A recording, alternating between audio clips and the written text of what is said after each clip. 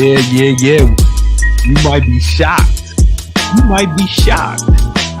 That we're on time today, at least real close to it. And listen, I'm gonna have to, it's probably because you got a white man on the show. You become like the people you're around. Let's start the show.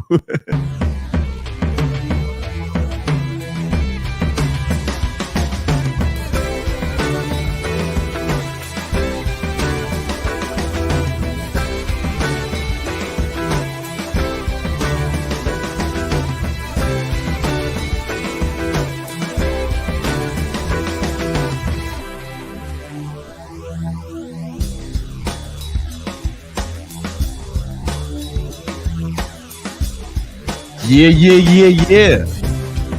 I don't know about you, but every time I hear that song, I get super hype, man. I don't know if I mentioned this before, but I produced that song, man. I played all the instruments in there, man, like a fucking G. Listen, this is another episode of Victory Talk Podcast. Welcome. I'm your humble and modest host. Probably the most humble, modest person ever. I'm like a king of humility, but I would never say that. That's what people say about me. I would never say that because I'm way better than that. That's why I don't talk about how modest I am. But I'm joined by Nima, everyone's favorite Iranian video man. You know what I'm saying?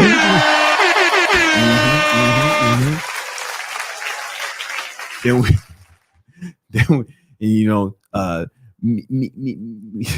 we Novia is doing the super chats, you know what I'm saying, and handling and kicking out the haters, man. Say something foul, watch, you be gone. You be out of here, man. She don't play that shit. You know what I'm saying?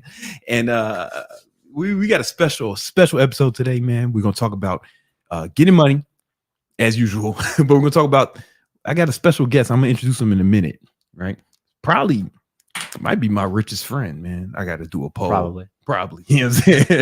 All right. But before we get into the show, right, and we're going to be answering your questions, you can really ask a real baller some questions. I mean, I'm balling, but this guy's balling harder than me. You know what I'm saying? It's difficult for me to admit that. You know what I'm saying? Say that publicly, but it's true. All right. But first, we got a word from our sponsors, man. All right. So this podcast episode is sponsored by Thot Repellent. All right. Listen, guys, every day in America, a baller is falling victim to one of these thoughts. Yeah, man. These bitches out here getting pregnant on purpose and shit. They fishing condoms out the toilet, stuffing it in their private parts, trying to have your babies, you know what I'm saying, so they can get some of that bread. You know what I'm saying? Now, most of y'all don't have to worry about that. Most of y'all don't have to worry about it because you broke boys, right? Them bitches find out they pregnant by you. They're like, "Hi, Dios mío, coño." They going straight. They going straight to one of them clinics, man, to get that thing removed immediately, man. Bitches is hopping state lines to get your baby up out of her. But if you was a baller, man, she'd be like, she hit the fucking Powerball, right? You know what I'm saying? And they doing it on purpose to the ballers. So we got to save the ballers and keep them away from them thoughts, man. Now, all your super checks go towards research and development for Thot Repellent. We got to get this out to the public, right? To save listen, for the price of one super chat, you can save a baller. All right. Now, because most of y'all broke boys don't have to worry about that. That's why we got the free Discord, right? Because one day you're going to need this. Once you've been watching the Victory Talk, over and over again every week, right? And then you join the free Discord where we're giving out free advice on how to get money. We got free courses in there on how to get money, how to build your money, muscle, and mindset. Man, imagine you out here balling, right? You ripped, fucking shredded, strong and shit, muscular, right? Man, you're gonna be every bitch's fucking you're gonna be every bitch's fucking Prince Charming, man. Everything she dreamed about. You know what I'm saying? Right tonight, your dream girl is gonna be finger banging herself to a guy like that, not you. And that's why. Listen. Is finger banging the wrong word to use? Is that the incorrect word? DJ, right? You know, it's like a little DJ, like going Funk Master Flex on herself, thinking about a baller. Yeah, a little something, mix on the ones and twos. And we're gonna need to keep you safe. We're gonna need you to keep you safe. Top Repel, all your super chats go towards research and development of Thot Repellent so we can finally bring this to market. All right. It's also sponsored by the free newsletter that me and the homies put out called Big Money Methods. All right, it's a newsletter you're gonna get twice a week, 100% free, to help all about different ways you can ball and shot calls so you can flex on the haters and what's the other thing? Oh yeah, stun on the hoes. Right, these are the things. That's what it's all about, and it's free. We ain't gonna try to sell you nothing. As me and the homies put that together, and we consolidated a lot of information. Join that shit right now. All right, now listen. The next sponsor, they didn't pay me no money. They didn't pay me no money to sponsor this shit. I paid them. Yeah, I'm a stockholder, right? I own a lot of Celsius stock. Many people say too much. My financial advisor says, hey, Brandon, you bought too much Celsius stock. He's only right. He's only correct if it doesn't go up. I need you guys to start drinking this fucking shit and buying the stock. Now, if the SEC is listening, I just really like the stock. And I'm a fan of the drink. It's so delicious. I can't get enough. But it went up over 10% in the last week. And I think that's no small part to us, the Victinators. You know what I'm saying? So listen, this is our business. You buy one share, you an owner, man. It's the family business. They ain't pay me. Now listen, if you fucking white boys are listening, I will take the money. Make no mistake. But they have not given me no. I gave them money. This is our business, guys. This is our business. So buy some Celsius and drink it so we can pump the stock up. We got to pump the stock up. All right, let's get it. Now, enough sponsors. Listen. The word baller gets thrown around a lot. And sometimes it's used to refer to people where the term is just not applicable. But the man I'm about to introduce, there is no question of his ballerism and his shot callerism. This man, I shit you not, just bought 4 Rolls Royces in one day, and they just got delivered. You just seen it. You just rolled over here in one. All right. He's got a yacht that's better than your apartment. Of that, I assure you. Like way better. Like $5 million yacht parked in front of his $20 million mansion compound, if you will. All right. This is my dog, my new real estate mentor, right? Because I'm getting into real estate investing this year. And I think I got the best mentor there is when as it pertains to that. You know what I'm saying? The evidence suggests I got the best mentor as it pertains to real estate investing. My man, Tom Cruz. What up, man? How's it going, man? Thank you for having me on the podcast. Very happy to be here, man. Of course. Tom, man, you really rich. I do what I can. Yeah, you've done really well for yourself. How many Rolls Royces do you have? I currently have 4, and then the 5th one will be coming in 2 weeks. 2 weeks. Correct. The Cullinan. Yeah, the Cullinan. Yeah. So tell us about the Rolls Royces you have. You got the Cullinan coming. Yeah. So right now I have a brand new Rolls Royce Phantom. I have the new Rolls Royce Spectre. I have a Rolls Royce Dawn. That's what we took over here today. And then I also have the Rolls Royce Ghost, the one of 25 Eclipses. Jesus. And when you feel like bumming it, when I feel you have another car you drive. We got to take the Lambo Huracan. The Huracan. Yeah. I mean, she's the cheapest one in the garage by a light $250,000. When you want to be subtle, exactly. It's like, all right. We want on the first date. We don't want them to, know anything. Yeah. When you want, you don't want the girls to know how much money you got. You pull up in the. You pull up in the Lambo. Yeah, it's subtle, man. It's lime green. Lime green. It's real like a subtle flex. Quiet wealth. It's just a rent. Just let them think it's a rental. There you go. Quiet luxury. In that yacht you have. I did. I got that about 6 months ago this summer. Yeah. That shit is crazy. Bro. Yeah. No, I love that. That's the most fun toy.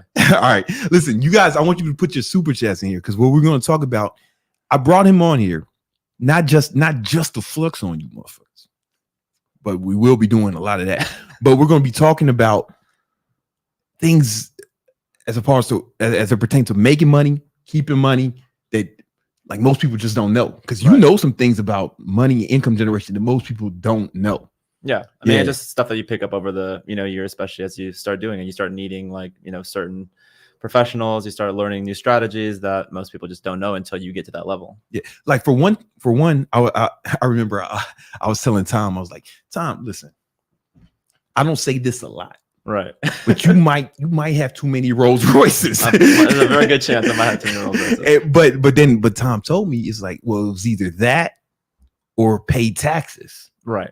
So these were tax write-offs. Can you explain that to me? How are your cars? Yeah. So I mean, all the vehicles that I buy outside of the Lambo are over 6,000 pounds. Mm-hmm. So there's certain tax advantages that you're going to be able to have with it. I use most of them for exclusive business purposes, going to your podcast, meeting with investors, meeting with partners, going to look at properties. So that's the majority of the use of those vehicles. So you can, of course, write off some of them at that level. How can you write off 100% of them? So they're bringing it down. So like for this year, it's 80% of the vehicle. Or sorry, in 2023 it was 80%. In 2024 now it's only 60% of the vehicle cost. So, but I mean, it's still a huge write-off. I mean, the Phantom that I bought was almost $750,000. Oof. There are certain limits, but for the most part, I mean, for me, it's more about the car. I'm a huge Rolls Royce enthusiast. I mean, at the end of the day, a couple $1 million in deduction is not really changing my tax picture too much. Yeah. So majority of my deductions and write-offs come from actual real estate, but it's just a nice, Tell me about the real estate index. I own no real estate. Yeah. So I own 709 single family rental properties. My fault, Tom. It sounded like you said 709. 709 how many houses. Do you know? How many do you own? Not how many houses you've seen. I physically own 709 single family rental properties across 4 states. Jesus. Yeah. How long did it take you to accumulate that about much? 8 years. 8 years. Yeah, I did that through the use of like creative financing and partners. So I leveraged a lot of partnerships using other people's money to be able to build those partnerships and then eventually start buying out my partner so I can keep the properties to myself. So now I'm the sole owner of 709 properties. Woo! And I buy about 10 per month. And tell me about the tax advantages you get from that real estate.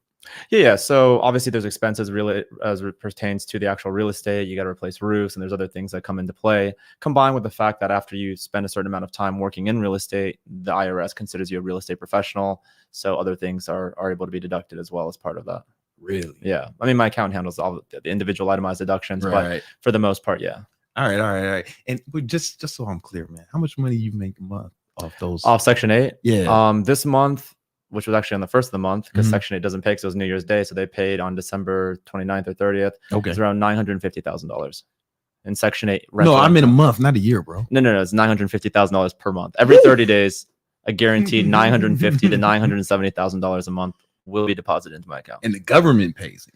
The government pays it. Correct. Wow. And I don't have a lot of debt on a lot of those properties. A lot of them are paid off. So the margins there are super high as well. That's crazy. We're going to talk more about how you got into it in a minute. Of course. I want to know more about this rich motherfucker. All right. So like I heard you telling me earlier that there's an app when you buy multiple Rolls Royces. Are you able to talk about that? I can give a general outline. It is a public app, but yeah. Okay. So yeah, basically after you buy your second Rolls Royce, there's a Rolls Royce app that's only for Rolls Royce owners. And it's basically like a virtual network of almost like a LinkedIn for Rolls Royce owners. So when you start swiping, you get all these people from the Middle East, from the UAE, from Europe, from Asia, from the United States, and you can just network with them, so you can match with them and then you can start messaging them directly, which is just, an insane. I mean, the people that are on there, celebrities, there's heads of states on there. There's, really? Oh yeah. I mean, everybody's on there. You can just like DM. You can DM them. Yeah. President of some state. Of like Saudi, like, sheikhs and stuff that are on there is just insane. It's just. That's wild. Yeah. How many Rolls Royces do you have to have? I think it's 2 because I didn't get the app access until I bought my second one. I don't know if that's actually a policy, but once you have 2 registered VINs, either leased or owned, you can do that. Really? Yeah. Have you got any deals out of that yet? Or it's mostly just been connect because there's a lot of people in Miami too. So I've met some like acquaintances and friends on there so far. Oh, really? Yeah, but I haven't connected with anyone like overseas or anything. Yeah, all right, it's really cool. That's interesting. Now listen, those of y'all know, I got a girlfriend. She's amazing. She's in the other room. I love her. You know what I'm saying?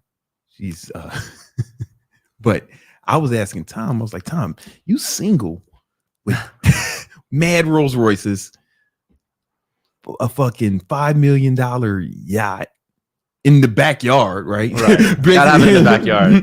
Because he's got a goddamn, what's that, a river in the back of your backyard? It's a bay, but yeah. It's a channel that goes into the ocean. Channel that goes into the ocean, man. That's baller talk, man. You motherfuckers ain't never said channel except for like YouTube shit, man. You not the one. You talking about cable and shit, man. You talking about the Atlantic Ocean. Sorry. Okay. And I was like, what's that like?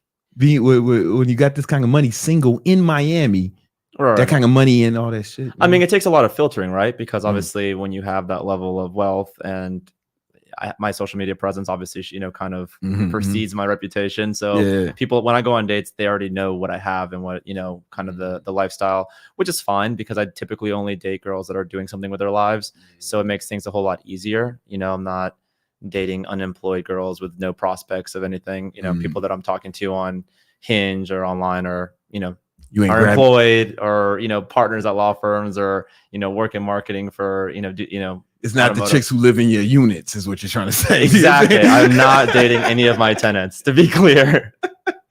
Yeah, but I mean, I've gone through the whole, this came over 8-9 years, right? So it's not like an overnight wealth thing for me. So I've already gone through it all from, when I was 27 to now, kind of dealing with that. Not on this level, but you start understanding when girls ask you what car you're going to be taking to pick them up, when girls tell you that the restaurant that you chose is not going to be, they don't have clothes for that restaurant because it might not be to their level. You kind of start picking up on pretty big red flags on the gold diggers versus the ones that are in it for the right reason. All right. What's the right reason? I mean, in it for, not just the money, right? Because if they're already making 6 figures, if they're already living in a super nice apartment, if they already come from a good family, the motivation is a lot less. So the girl got to be making 6 figures to even. I mean, that's not a hard, limit, but they have to be independent. They have to be motivated. They have to have plans, right? The girls that I'm talking to are like out here making business plans. They're out, building. I've dated 2 girls that were building SaaS apps, one for real estate tech and one for fintech. So like finance apps. So that's the kind of stuff that like motivates me. Cause then you can also, there's something to talk about. Exactly. Yeah. I mean, there's nothing worse than like being with somebody and there's just empty. There's nothing to talk about. But like, if I can go on there and be like, oh yeah, our conversion rate was 3% this week, blah, blah, blah. Like it's cool. I dated this one chick back in the day, long time ago. And this chick was telling me that, I think my dog can understand English and Spanish. I was like, excuse me? It was like a puppy. He was like, I think the dog can understand English and Spanish. I'm like, no, I don't think so. And she was like, no, well, when I talk to it in Spanish, it comes. And when I talk to it in English, it comes. I'm like, so hold on, let me get this straight. You think that this baby animal is bilingual? Yeah. So I get what you're saying. Yeah, I mean, you just hear everything, especially on, I went on a lot of first dates when I first moved here. Yeah. So, and Miami is a whole different beast in itself when you're dating. Yeah, that's what my girl's brilliant, man. Yeah. She a genius. You've seen her, man. You've seen her. Come on, baby. You know what it is. And now you did tell me something that I think the guys would want to hear. Okay. I didn't even know about this shit. Right. You was telling me about that app. Tabler. Yeah. Tell me about. They need a sponsor us. The amount of table events. Yeah. So it's a pretty interesting concept. I learned about it like the first week I was here. So if you download this app, it's designed like if you are going to a club with like your friends and it's just like 2 or 3 of you guys and you guys are getting a section or a table or whatever. And you can have girls apply to come sit at your table. And then you can see their profiles and pictures and everything, and then agree to have them come to your table. So we did that for my yacht. So for no. So you didn't do it for a table. We didn't do it for a table. Like a broke boy. No. You did it for your yacht. Yeah, that's very low income. No, what we did was low income strategy. We had right after I got my yacht. It was right around 4th of July. So we had open auditions. Right. It was just me. You said open auditions to hang out with you on 4th of July. Yeah. Tell me more about this. So we just opened up a tabler event. It's free. Like they make it free.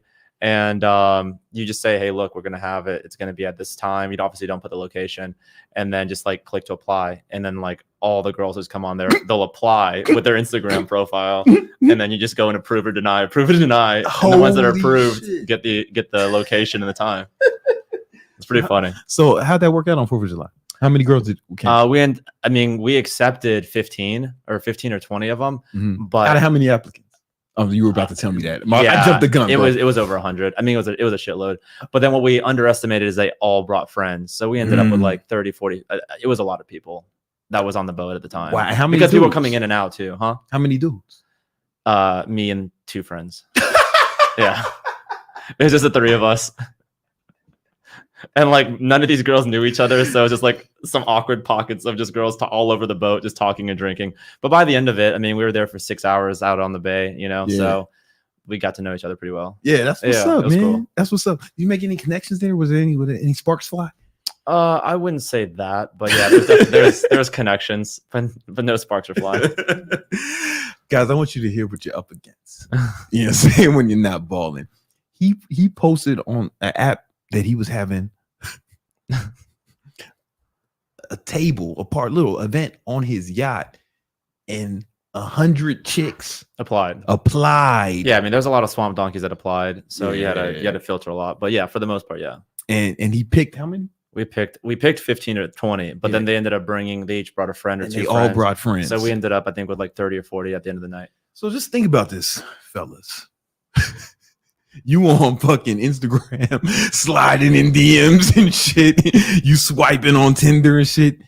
This motherfucker just set up an event, and chicks came through and brought their friends. And it was funny because have you ever heard of Hole Over Inlet? No. Over on the north side? So on the northern Miami, there's an inlet that goes into the ocean, and it's like really big on Instagram and TikTok because boats are constantly just getting waves crashing over them. So of course we took my 100-foot yacht through there, and it was no problem. But there's always photographers and drones there.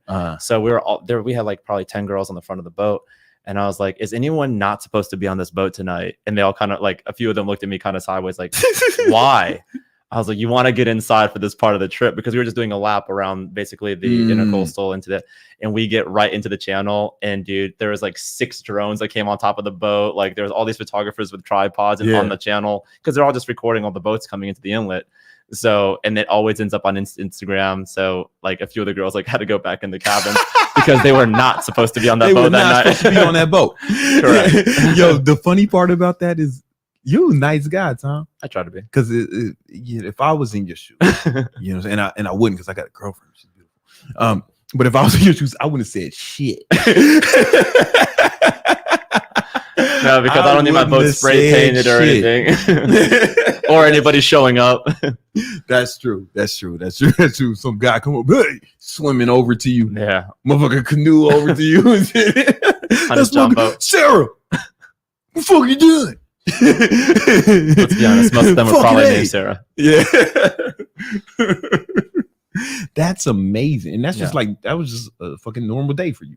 I mean, we did it probably 4 or 5 times. We did it for Memorial Day. We did it, not Memorial Day. We did it for 4th of July. And then we did it a few other times afterwards. Wow. So that's what it's like to be a young baller in Miami. It made it a lot easier with that out. Shout out to Tabler. Shout out to, listen, if you guys want to fucking pay us some money, I will take it. Everything's for sale. That part. All right, listen. Well, before we go, we got some more questions, and I know you guys got some super chats that we want to get to. But listen, tell us, man, how did you get into this Section 8 and start making all this money? So you out here flexing on shit, man. Bitches is hiding in your boat. It was completely by accident. I mean, I've been investing in real estate, starting with wholesaling real estate, buying, putting these properties under contract that were distressed. We talked about this on your last podcast. And then after kind of building my bankroll from that, I started buying single family rental properties. I used creative financing. So I was putting anywhere from, I would say, $3,000 to $5,000 down per property. And that just allowed me to buy a lot faster. until I finally decided I bought this one property. I think it was like $50,000 or $55,000, and it was rented for like $1,300 a month. And I was like, damn, this is a really good return, blah, blah, blah. There was already tenants in there. They were elderly. The government at the time was paying all of it, but I didn't know that. The day after closing, the owner that sold me the house was like, hey, I need your like canceled check. We need to send it to direct to the Section 8 office so they can start making payments to you. And I was like, what do you mean government? Like, I thought that the tenant was paying that. And they're like, you bought a house for 55 grand. How did you think that you're getting $1,300 a month in rent there? The government's paying for it. Section 8. And I was like, oh, fuck. Okay. So, because it was my first experience. Like, he never told me that it was Section 8 when I was like buying the property. So it was kind of a surprise. But it was like a really smooth transition. I learned how inspections work. I learned how to work with the housing authority. And the first of the month came, I had a bunch of other houses that were rented. Me and my property managers had to go and reach out to all those people, but not Section 8. Section 8, direct deposit. We didn't have to reach out to the tenant. We'd have to reach out to anybody. It was just guaranteed. And then it got me hooked. After that first month, and I saw that there was no BS. 12 a.m. that day, we got paid. I wake up to $1,350. Come on. So I switched everybody. Like over the next quarter, I switched everyone to Section 8. Yeah, you did. Yeah. And now, guys, I'm gonna be getting into this year. After I seen the fruits of this man's labor, I said I need to get some of that. So, he's mentoring me, and we're doing a free training on Monday. Yeah, Monday at 8 p.m. And he's gonna like walk you guys through the whole thing, right? So the link's in the description. Make sure you sign up for that. But you also developed a software to help with this. Correct. Yeah. So it's called Section 8 Pro, because the biggest hurdle when you're buying properties is you're on Zillow or Realtor.com. You have no idea about crime. You have no idea about cash flow. You have no idea like which properties are going to be the best ones. So we built a software that shows you all the properties available for sale that works well with Section 8, and we put it into one platform. Okay, can you show us? Yeah, no problem. Am I sharing the screen right now? There we go. So this is your this is my platform. So this is Section 8 Pro. So right. Here it's going to show you all the different counties in the country. You can grab a random one here, and it's going to show you the monthly cash flow estimated based on the mortgages there. It also pulls from the Section 8 website what the rents are going to be. So in this case, a 4-bedroom in this county is $1,300 per month. But the most useful part is a deal explorer. You put us back on. Can you put us on screen too? In the corner. There we go. Yeah. So here you're going to be able to put, the max price, $75,000 for how much you want to pay for the property. Of course, we only want to, minimum cash flow is going to be $500 per month. And now, boom, you're able to see all the properties in the area that are, that you can cash flow on. So in this one, the gross rents here is $2,600 from Section 8. The management fee there is $260. Property taxes are $30 a month. Insurance is $55 a month. And then even with your, closing costs, all your expenses taken out, you're still making $1,932. So this does a lot of the heavy lifting as it pertains to like finding the showing the properties. And then also the second most important part is the property lookup. To come in here, you don't want to buy in a war zone. You don't want to buy a bando in some D-class neighborhood, right? So here it shows you the crime for that address in real time. This is from a crime statistics database that we pull. That's updated, I think, either daily or weekly based on the reported crime in that area. Yeah. So here you can see there's, not much raping, no murdering, some burglarizing going down, but overall it's pretty good. And you can see it's a 4-bedroom, and 4 bedrooms here, they pay $1,300 per month. So this is an example that really shows you, how you can find these properties. And like I said before, like if you're a broke boy and you don't have much money, and let's say you want to only put $3,000 down per property, you click here on the software, you would pull it back up on the right, seller financing, and it's going to show you all the properties where the sellers are open to financing the property for you. So what's seller? Explain to them what seller financing. So if you guys don't know what seller financing is, it's basically a form of creative financing. So you're not using a bank. So like, let's say Brandon owned a house and I come to him and I say, hey man, I want to buy your property. I only have $5,000 for a down payment, but guess what? I'm going to be paying you 8% interest rate. I'll be giving you, I can pay it off in the next few years. I can refinance it with an actual bank in the next few years. So now I make the monthly payments directly to you. You're not going to require 20, 30, 40% down. And if I give you, cash up front and a high interest rate, the problem, and if you want to avoid, a liquidity event for taxes and you don't want to make all that money in 1 year, we have a lot of, homeowners that will accept that. And this shows it. I mean, we have, I think at any given time, 700 to 800 properties that you can seller finance. Wow. All over the country. And a lot of your students, they might come in with no money. They come in with no money. So then from there, they click seller financing. They look at all the properties. They can reach out to them. Not no money, like a few grand. Yeah, I mean, $2,000 or $3,000 is generally the minimum down payment. You can buy with $0 down, but it's very hard because all homeowners are going to want at least some skin in the game. They're going to want some money at closing. Wow. Can you show me that map again? Yeah. Because those numbers mean something. I mean, those colors mean something. Yeah. Right? So green is profitable. Red is not profitable. As you can see, there's only certain parts of the country where it is profitable. So a lot of our students are buying. So like this one's negative $240 per month. This is simply meaning, look how low these rents are. $1,100 for a 3-bedroom is not great. Yeah. Typically, we're seeing between $1,600, $1,700, $1,800 for a 3-bedroom. So that's a big part of why we have this. And then we also have it broken down by listing. So if we come up here, you can do a list view. And then from here, it shows you the population. It shows you average listing time. Because the longer the property is on the market on average, the more desperate you have sellers. So if you look here, this market here has got 469 properties. Average listing is over 2 months. And it's 242 times the fair market rent to the price. So this would be a really good market to go and explore. Okay. And to be clear, with your strategy, you can, doesn't matter where you live, you can buy. Yeah. I mean, we're living in Miami right now, and we're going to be buying in the Midwest. We're not buying here; it's too expensive. The property taxes are too high. You know, all we have here are trailers and trailer parks all over, Central Florida. So we're not doing that here. Yeah, that's wild. And my girl got a friend who lives in an RV. Lives in an RV? Yeah, or shit. In an RV park. She says she love it though. Yeah, I mean, different strokes for different folks. Listen, man.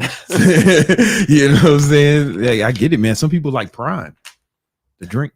You know what I'm saying? So it's it's something for everyone, man. Me, we only drinking Celsius around. Anyway, I know you guys got some more questions for Tom. Do we have any questions? Oh, and guys, if you guys want to know more about this and the strategy that Tom uses, and if you want to come down this path with me of real estate ownership, Section 8. You want to buy back the block. We buying back the block. You need to have the Rick Ross song, Buy Back the Block. Yeah. I wasn't thinking, man. That's why you balling. That's why you got 8 Rolls Royces. That's what we got to do. You know what I'm saying? You come up with ideas. Join the free class we're doing next Monday. It's going to be live, so you definitely want to show up. But I think some heroes have some super chats. We have J2 Cents. All right. On the last podcast with Tom, you mentioned wholesaling. Any advice or recommendations on getting into it?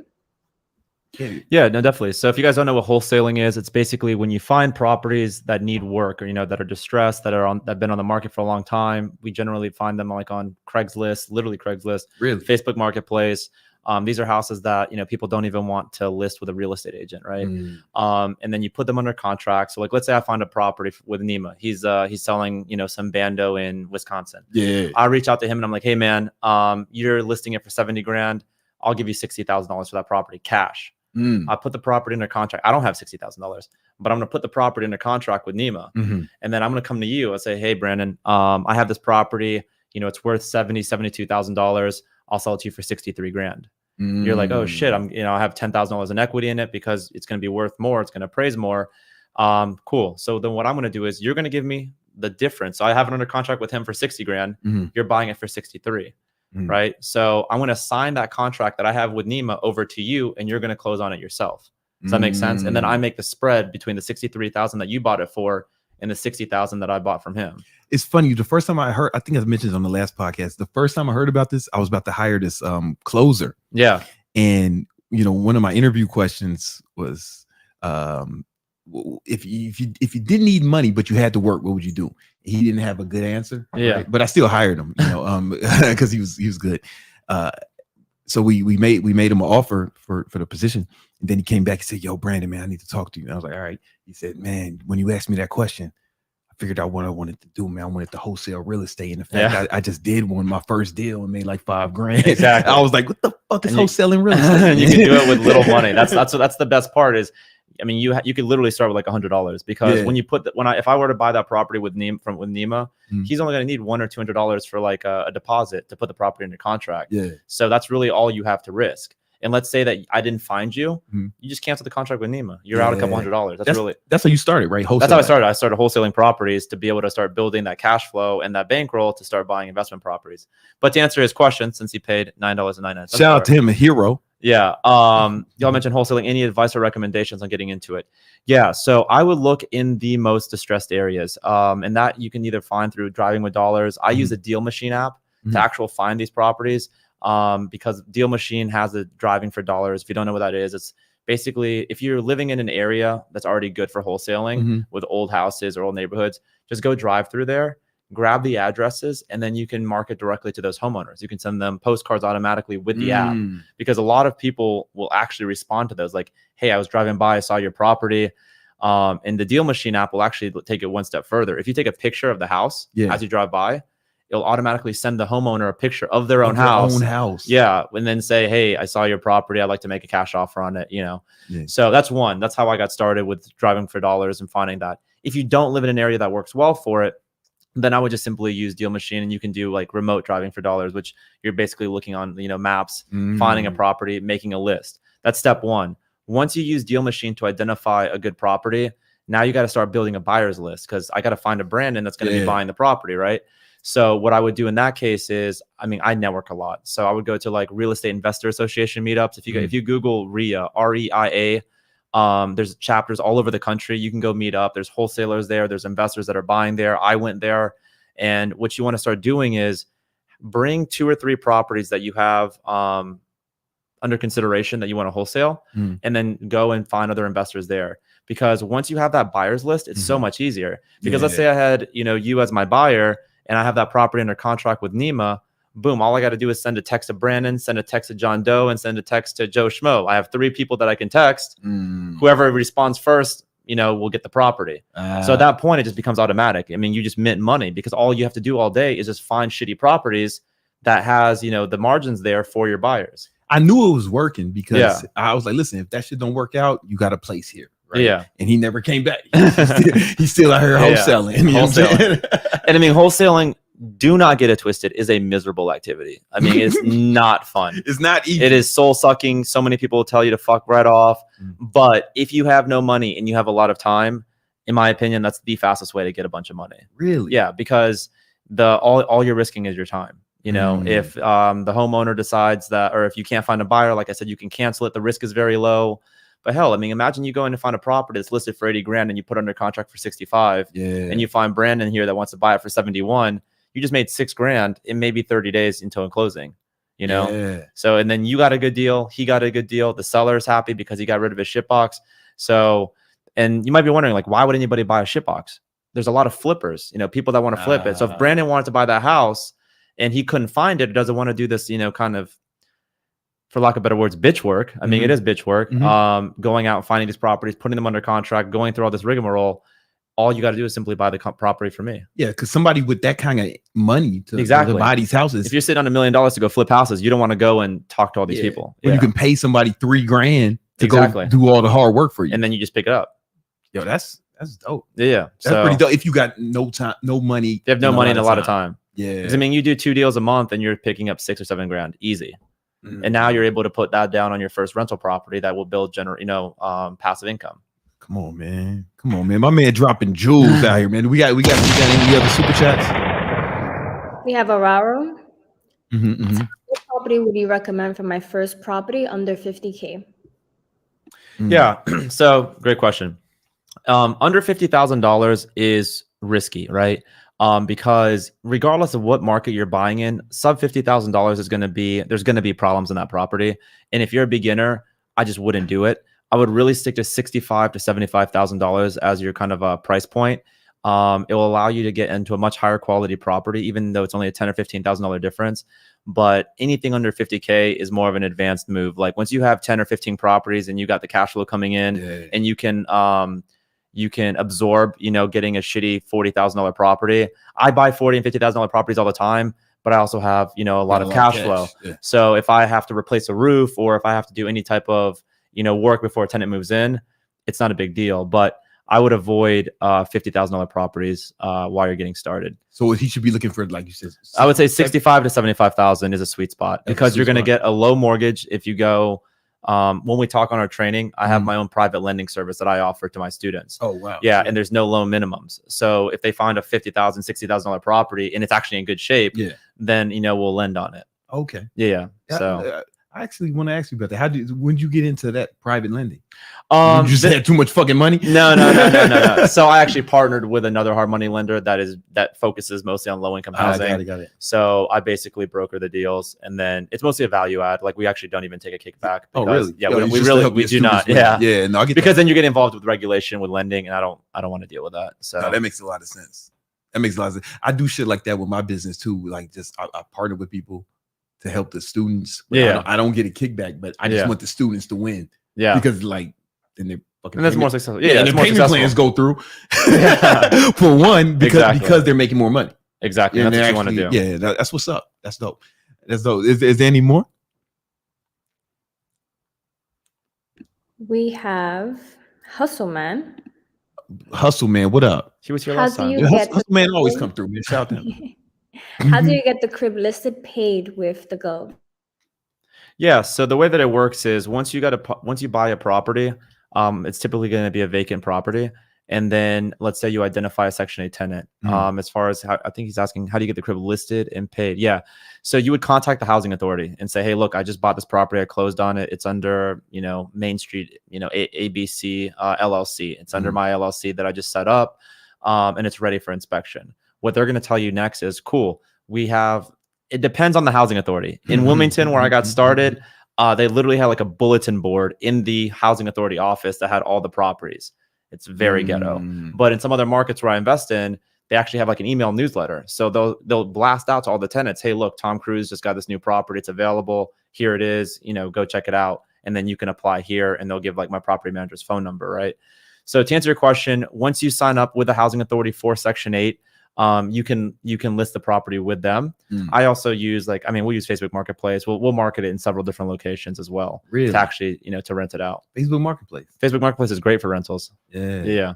All right. I've heard about people making money off that shit in different, like a bunch of different ways. Oh yeah. I mean, people are flipping stuff on there all the time. I don't deal with it. It's just too much of a headache. No, but I feel that. Everyone on there is super flaky.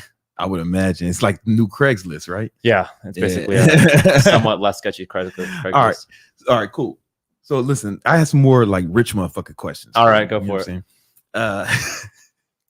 Sometimes people come on here asking me about taxes and shit. I'm like, I am not the motherfucker you need to ask taxes about. Me. I wouldn't say me and the IRS have a contentious relationship, but I would say that we've had to make arrangements in the past to make sure things are cool. But you have some like more advanced tax strategies to preserve wealth. Can you talk about some of that?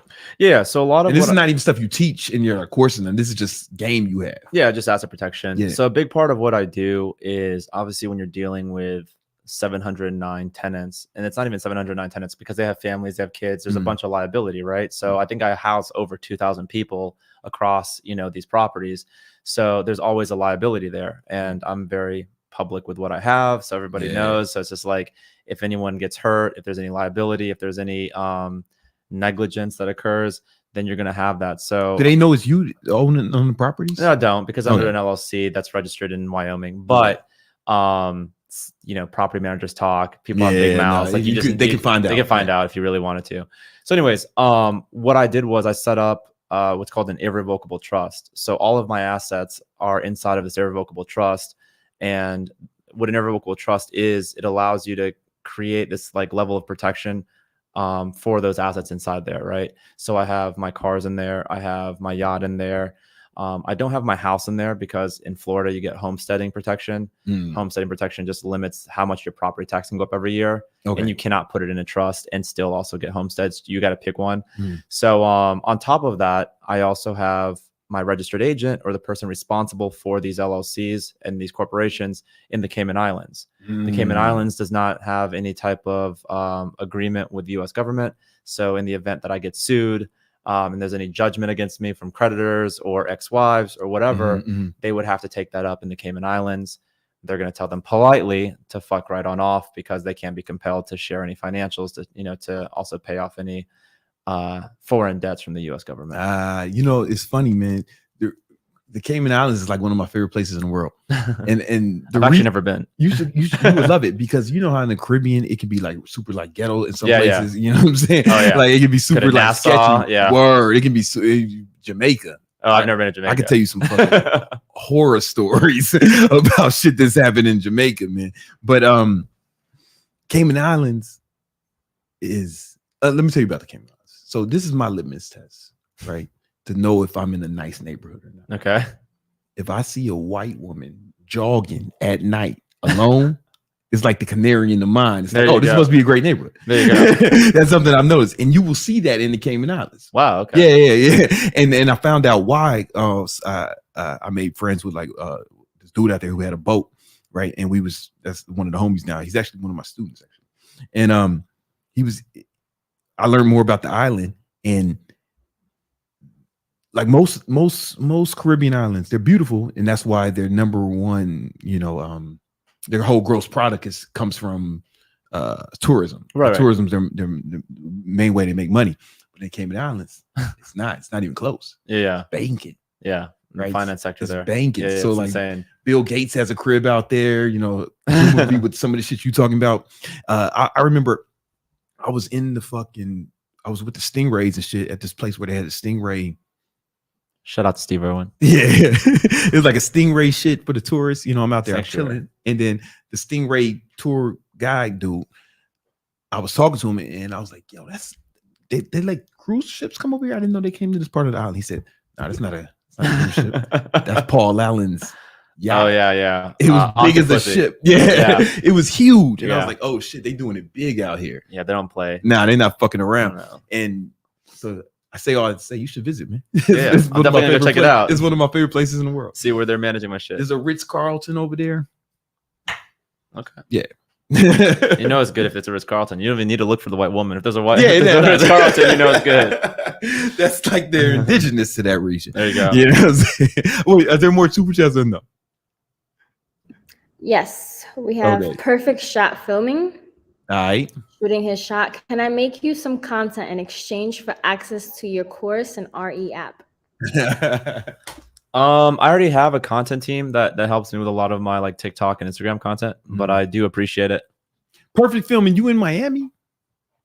We'll find out later. You know what I'm saying? Because I know he was always looking for people to join his squad. All right. What's some other rich motherfucker shit that I don't know about that they don't know about? Some rich motherfucker shit. Yeah. You done been blowing my mind. This is random, but actually my asset protection attorney told me about this, and I don't think a lot of people know about it. You know how you have to pay property taxes you don't, because you're like a rent. Yeah. But if you have and we do this now with all my rental properties, I have actually one of my property managers do it. You can appeal property taxes. Excuse me? If your property tax is assessed, let's say it's like my property tax is about $400,000 a year, right? So you can actually have somebody go and appeal that with the county, and generally it'll be reduced dramatically. Really? Yeah. So like over my 700 and some properties across 4 different states, I mean, it's like, I think 7 counties, because it's on a county by county basis. We appeal them and we'll save anywhere from 15 to like 20% annually on our property taxes. Really? And every property that I have is anywhere from $1,000 to $1,300 a year in property tax times 700. It adds up really fast, right? Yeah. So a lot of people don't realize this is just because you get a property tax in the mail doesn't mean that you can't appeal it. So you can appeal it, and it's gonna be based on the assessed value. And I've done that on my primary residence in North Carolina. I'm gonna do that here in Florida as well. And that was just like a random tip that one of my attorneys gave to me. Anybody can do this, because anybody can do it. Yeah, and it's free. Yeah. It's free to do. Oh, so wow. That's just something that that comes up quite a bit. That's amazing. Yeah. So I mean, for some people, if you got like a $7,000 or $8,000 property tax, even if you have a $5,000 property tax, you save $1,000 or $2,000 per year there. It helps. That's wild. Let me ask you a question. What's the worst part about making $1 million a month? Obviously being able to have, the relationships in your life, to see who's real and who's not. I generally don't have a ton of new friends. I mean, the friends I've been making have been in masterminds with people that are like-minded, like how we met at a mastermind, right? Not to say that all my friends are rich. Most of my friends are not. Most of my friends make less than $100,000 a year, but I knew them since high school. I knew them since college. I knew them, like post-college before I was, doing $1 million a month. So that's a part of it. wealth preservation. You know, the government's trying to take a ton of your money every single year. You ain't got to tell me. Yeah. So coming up with different strategies to avoid that. And that's, you know, a big part of what we do. I mean, I have a foundation now. I actually started a financial literacy foundation. Yeah. 501c3. We actually are building out a course right now to give to like underprivileged youth that, you know, don't know what a credit card is, that don't know how to set up checking accounts, that don't know how to do tax returns. So we're building that out. We're going to give that away for free as part of the nonprofit.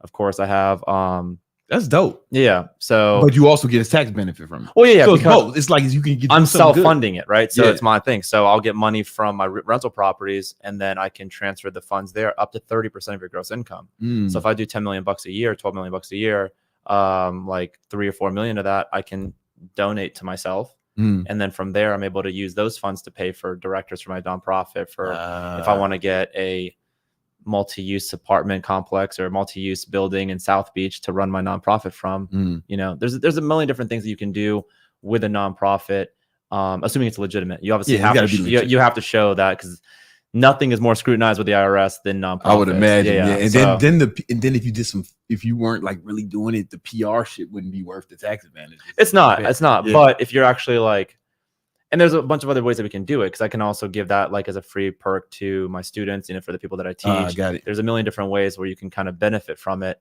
you know, from an altruistic standpoint, but also from a tax standpoint. Yeah, it's best if it's both. Yeah, it's best if it's both. Best if it's both, man. The money's going to get spent either way, but I'd rather give it to other people or Rolls Royce than I'd rather to the federal government. You know, because cool about something like that is, you don't know what the fuck they're going to do with your money if you just give it to them, right? You might be funding some fucking wars I mean, or if some you bullshit. You go see that all the time. Like Red Cross, like 5% actually gets to like the end user. The other 95% is like operating costs, the CEO bonuses, all that. Oh yeah. If you actually go and look at those like publicly traded, like nonprofit or publicly available, they're all publicly available actually. All nonprofits, you can go open up and see their financials online. That's fucked up that you just fucked me up with the Red Cross, because I remember during 9/11 I gave like a bunch of money. I didn't even have a whole lot. Yeah, very, very small percentage of that actually goes to that's why like these huge nonprofits, people are always like, you know, focus more on like local charities and where it actually gets to the victims. Damn. Yeah. Damn. All right, yo, that's dope though, man. Yeah. I mean, it's helpful. So that's one tax saving strategy. I have a charter company. So my yacht is technically a charter vessel. I do masterminds on my yacht. I do investor meetups on my yacht. I do partnership meetups, you know, if I'm looking at bringing a new partner on board. I've had tenants on my yacht. Really? I've had some of my original tenants, you know, from way back in Wilmington that I kind of became friends with. Yeah. They've come on my yacht, not here, but in North Carolina when I had my last yacht. So there's like, as long as you use it for business purposes, I mean, we have content around it. We have receipts from catering. We have receipts from chefs. We have, you know, as long as you can prove that what you're using it for is actually business related, it really dramatically reduces your overall tax burden. That's what's up, man. Yeah. So are there any other super chats right now? Yes. So Perfect Shot Filming said yes, he's from Miami. Hi. Neva, hit him up. He's here all every week, man, asking for advice. This motherfucker every week, and it's like he's asked enough questions about business. I feel like we can make a course out of his questions. So what happened is he sent me a DM a while back, if you recall, and then I had some free time. I got on a call with him, and he asked me about like marketing. And you remember he used this strategy. He got a client. Oh yeah. So he got a client from some of the strategies we gave him. Yeah, and that's what the Victory Talk's all about, man. Yeah, so I'm happy he's back though. That's what's up, man. That's what's up. Busy. What is El Busy talking about? Tom Cruz, how can I become one of your students? I got 20K cash. I'm not lazy. I want to start balling. Awesome, man. The best way to do it is if you join the training that we're doing on Monday night. It's going to give you a lot more insight as to exactly how it works, why it works, what you need to do in order to get started. We're also going to be doing a promo just for Brandon because he's going to be on there. If you don't want to wait till Monday, just DM Brandon. I can give him a link for that if you want to get started sooner. And then you'll get access to the software. You'll get access to the course, the coaching, the one-on-one. That'll all be part of that as well too. That's what's up. That's what's up, man. You're saying like, Tom, you can fake a Lambo. You can fake a Rolls Royce, but I don't think you can fake 8. And a yacht. A yacht would be a lot harder. House. A yacht's definitely a lot harder to fake. This motherfucker's the real deal. What else is going on? We have Mike Miller. Top 5 books on real estate investing, also from Wilmington. Keep crushing it. Hey, right. shout out Hometown. Port City. There we go. Come on, man. I honestly don't read a lot of books on real estate. The only stuff that I ever read was like Cash Flow Quadrant, all the Guy Kiyosaki books from Rich Dad Poor Dad. I read that one. That was mostly a lot of I think I probably have it up here. Probably. It's a lot of mindset stuff to understand assets and liability, but actual like technical stuff with Section 8 or really niche real investment strategy, I did it trial and error. When I got started back in 2015, 2016, there was no community course class on Section 8. There was no long-term rental, products or classes or mentorships. I bought a property, I rented it out. I chose a shitty tenant. I learned. I bought a property, decided that, oh shit, you can't rent that to Section 8. Okay, I won't do that again. Let me sell that and buy another one. So it's a lot of stuff. You don't know what you don't know. And that's the hardest part about real estate or really any type of like investment strategy is you make one wrong move and you get a tenant that wrecks your place. And now you set you back 6 months, So that's why screening tenants are really important. Choosing the right properties are really important. And that's essentially why I built, the product that I built with the Section 8 Pro to be able to help people. You're really the only person teaching this style of real estate. I'm the only person that's done it at scale. There's a couple other people that have randomly popped up that will be talking about it, but they don't have 700 properties. They don't have, I also have property management software that we use just for Section 8. So, but yeah, I would say I've also been talking about it for 3 years on TikTok and social media. So you the OG. Yes. I try to be. Yeah, that's what's up, man. That's what's up. This is up. What else? We have Noel. Hi, BBC. In episode 77, you said people can appreciate the grind and hard work despite sacrifices. Can you elaborate and share strategies to develop this mindset? I don't know if I understand the question. There might be a deficit of comprehension on my part. Can you elaborate how to appreciate the grind and hard work? What strategies to develop kind of mindset? I know it. Okay, so basically on episode 77, towards the end of that episode, I was talking about how if you can. There was a kid who said, "Man, when do you turn the grind off? When do you stop hustling?" And I was like, I don't know if that's the goal for like at least like most of my friends. The goal is not to like stop hustling. The goal is like to keep playing the game and keep going, just to run up the score. I mean, that's kind of what keeps me up. I mean, if every time I get up in the morning, I was like, okay, great, I still have $1 million a month coming in. I literally don't have to do any work. But I think it was just that mindset and just self-motivation to get up and I wouldn't even say grind. I hate the word grind. It implies that it's like hard work or difficult work or something that like you don't want to be doing. Like if you don't want to be doing what you're doing, it's probably not going to work out because it's not sustainable, right? So in my opinion is you either have to find something that is profitable that you enjoy doing. I enjoy doing real estate, like going out and finding properties, hurting sellers' feelings, by lowballing them, just seeing the like. You like the game. I like the game. So for me, that's fun. That's why I still buy I could easily have an acquisitions guy that just goes and buys properties for me. Yeah. But I'm on my software like at least 2 hours a day, looking at properties, making notes. Like I have an entire monitor that pops out of my ceiling where I can see all the properties. That shit is crazy. Like yo. So his monitor that pops out the ceiling. So you said people can appreciate the grind and hard work. Yeah, that's what I was saying. Because most of my friends who are balling, they echo those same sentiments. It's not an art, like working hard is not arduous for us. Right. So, but how do you develop that? I have my theories, but I want to hear yours. For me, it was all. I mean, I have no problem saying it. It was all super superficial, right? I'll never forget going to Miami, like in high school with my family, and going down Collins and seeing Lambos after Lambos passing by, and realizing like, why do my parents not have Lambos? Like, why are we not staying at SLS? Why are we not doing this? Why are we not doing that? So I always like wanted that lifestyle. So that was my why, and that's kind of what I was always working towards. I always had the Lambo posters in my room. I always had like.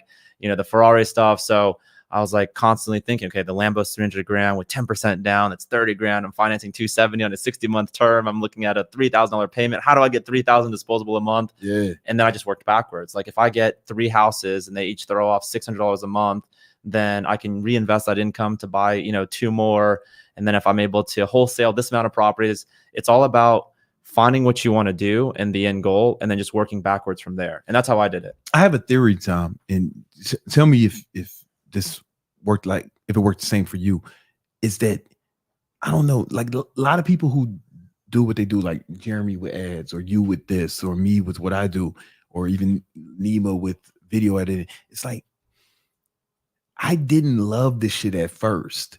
Is I developed a skill set. I did it, right? Yeah. Maybe for whatever reason, we chose these paths, but then we got good at them. And then once you get good at things, you start to I would say it's a self-fulfilling prophecy. Like, the more confident that you get at anything, the more fun it becomes. Exactly. Right? So I would agree with that. I would say at the beginning, wholesaling and real estate thing, I never said like, oh, I want to grow up to be a real estate investor, right? That was never like the end goal. I just realized there's a need for it. No kid says that. Yeah. You know no kid says that. Yeah. So I just found out there was a need for it. It's also incredibly profitable.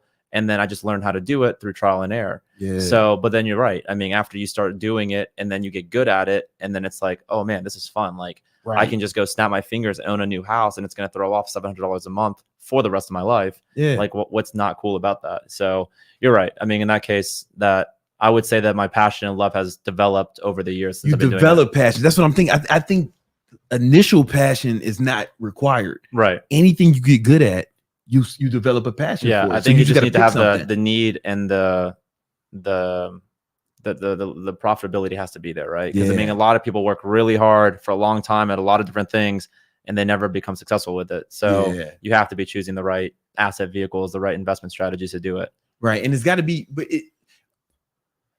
now the counter argument would be like, you know, I'm sure there's some guys who got good at driving buses, right? Right. But they didn't develop a passion, right? Right. So I don't know how to reconcile those two.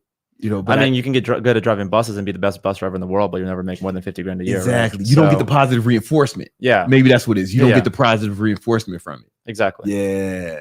That's what it is. So is it safe to say that initial passion may be overrated for the thing? You just need passion for the goal.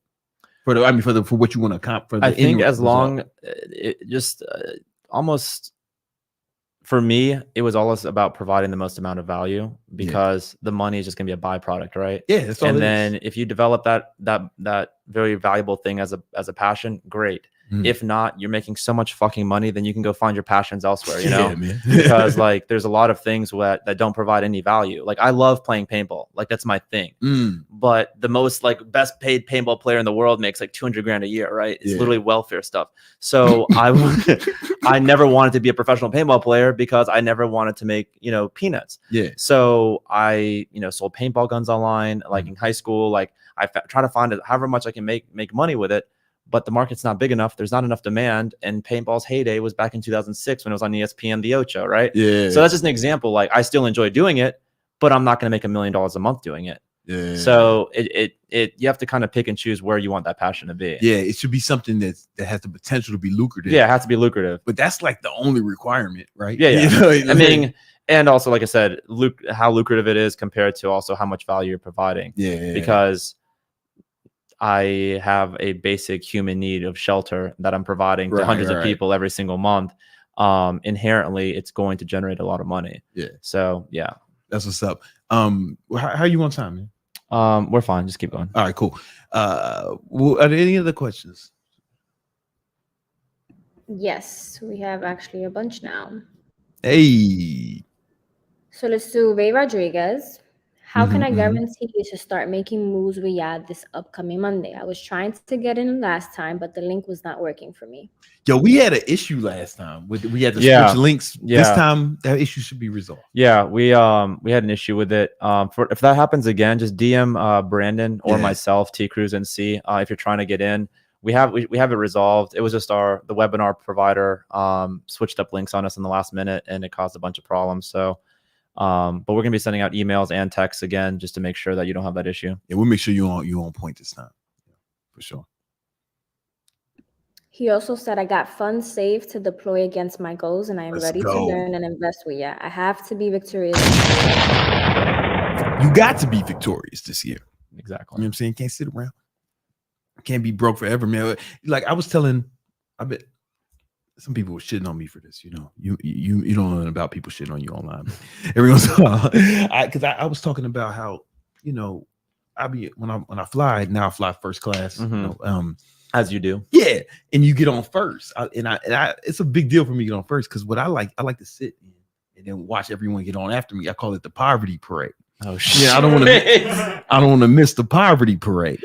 Jesus. And every once in a while I see they should have never give you money. And every once in a while I see my fans and I say what's up to them. Hey, what's going on, man? Like, but like, yo, you, man, I would love to sit and talk to you, man, but you hold up. And I want them to come sit down next to me. Yeah, you know what exactly. I'm saying? And talk. You know, oh, we fans, man. Oh man, we out here balling. And that's been a real goal of mine to get more of my fans out of the poverty parade. Yeah. I don't want to just clown them. Yeah. You know what I'm saying? I want to bring them up, man. So I'm glad to hear Mr. Rodriguez echo those sentiments, man. I'm glad you're ready. Let's get it, man. We're gonna get you out the poverty parade this year.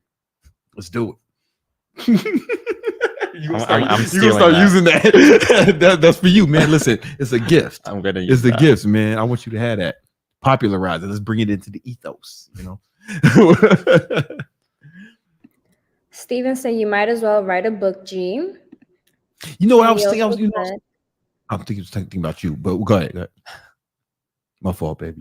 My fault. He also said people really missing out on the immense amount of value you give out every week. We appreciate you taking the time out to consistently give us value. W. Brandon Carter.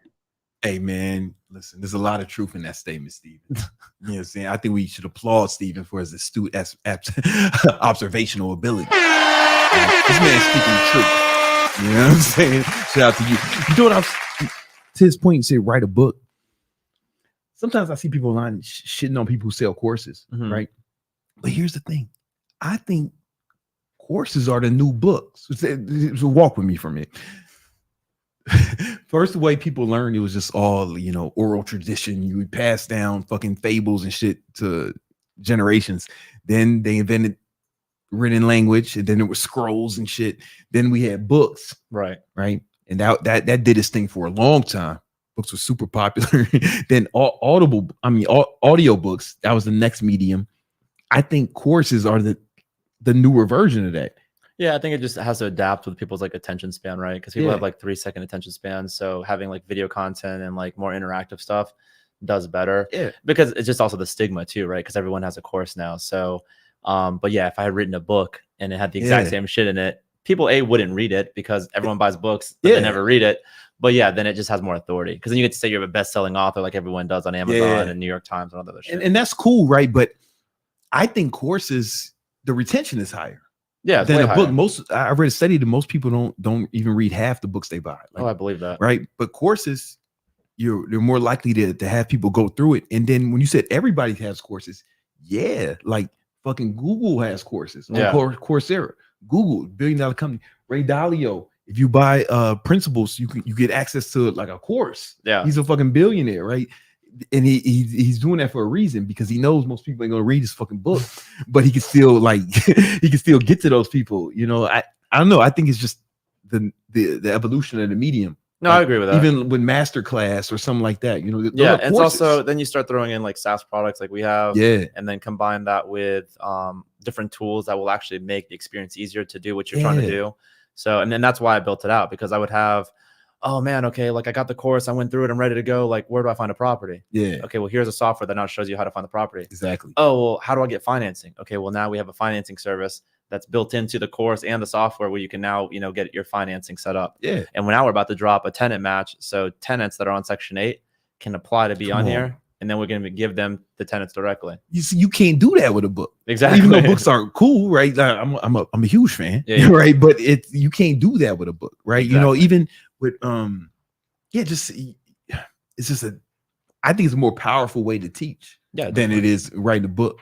Yeah. I really just believe, I really starting to believe it. And when I see Google coming out with courses on Coursera, when I see IBM putting out courses on Coursera, fucking Ray Dalio doing it, it's like, okay, I'm not wrong. Yeah. You know what I'm saying? When these big players are doing it, I know that, okay, this is something, it validates my, I feel vindicated in my theories.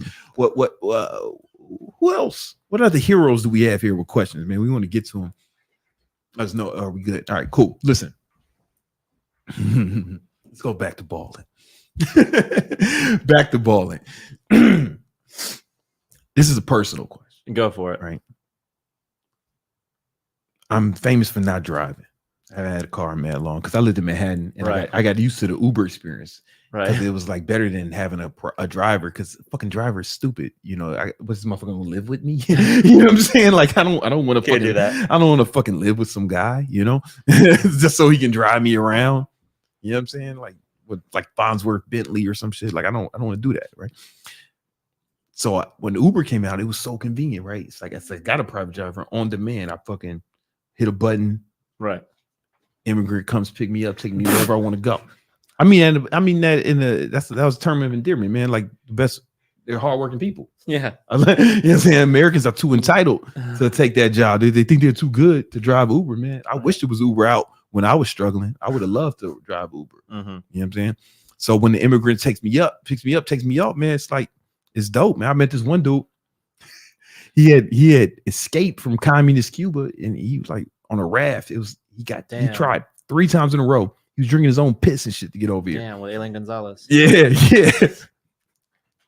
But on the 4th time he made it, I was like, man, what would have happened if you would have made that 4th time? He said, I'd keep trying.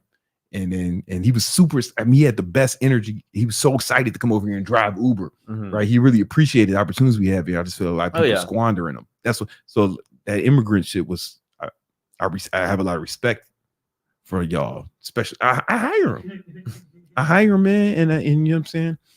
Yeah. You know what I'm saying? My girl's not an immigrant, but she's from the Lower East Side, which is like just as bad as Syria.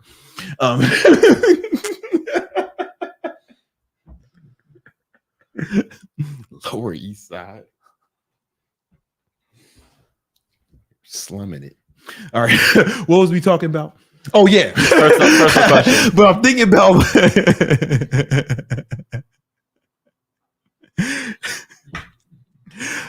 about buying an automobile. And I was thinking about getting the Cullinan. But you were saying, hey, Brandon. It's like assholes. Everybody has one. Everyone has a Cullinan. Yeah. All these guys doesn't have Cullinans, right? I'll be like one of these guys, everyone else, right? What color is your Cullinan? Type in the comments. But you think I should get a different car as a Rolls Royce expert? Yes. I don't know anyone who has connoisseur. You're a connoisseur. You're like a sommelier of Rolls Royces. So which Rolls Royce you should get? You can only get a Phantom. They only make 300 Phantoms per year. They make 6,000 Cullinans per year. What? Yeah.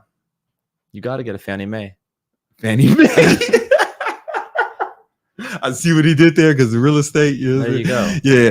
Okay. Tell me about the Phantom. Why is it aside from Phantom, the scarcity? Phantom is their flagship model. It's hands down and away the best Rolls Royce they make. From the ride comfort, from just the luxury that you have in the car, the size. It's a huge car.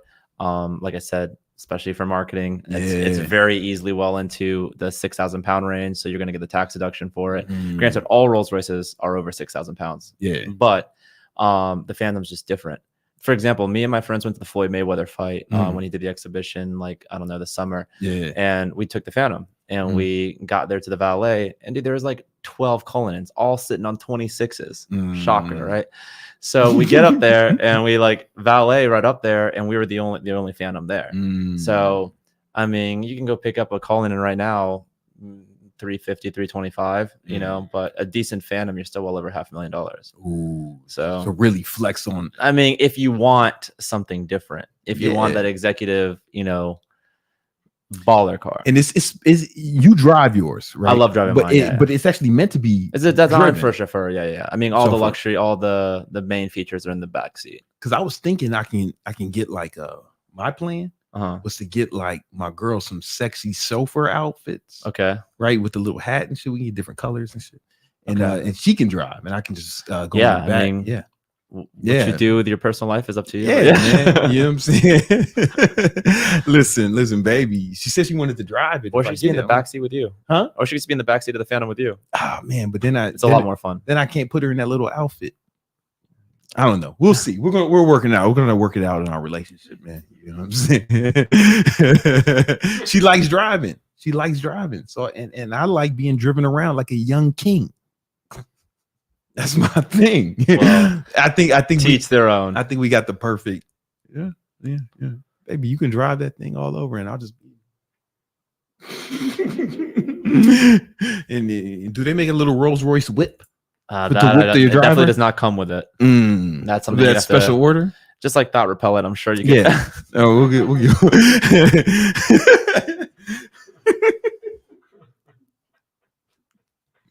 You kind of liked that, didn't you? Like that. It was a joke, but you liked it. Anyway, so the Phantom. Yeah. So the one that I just got, I mean, like I said, I waited 18 months for it. It's just because I customized it. You go to the dealership, you can pick out all the colors, all the options and features. And she was a little under $750,000. So if you go bespoke, if you go brand new, it's going to be on the upper end of that. But like I said, if you pick up a 1 or 2 year old one, probably 600, 550 for a really well option, low mileage. That's one. it. Yeah.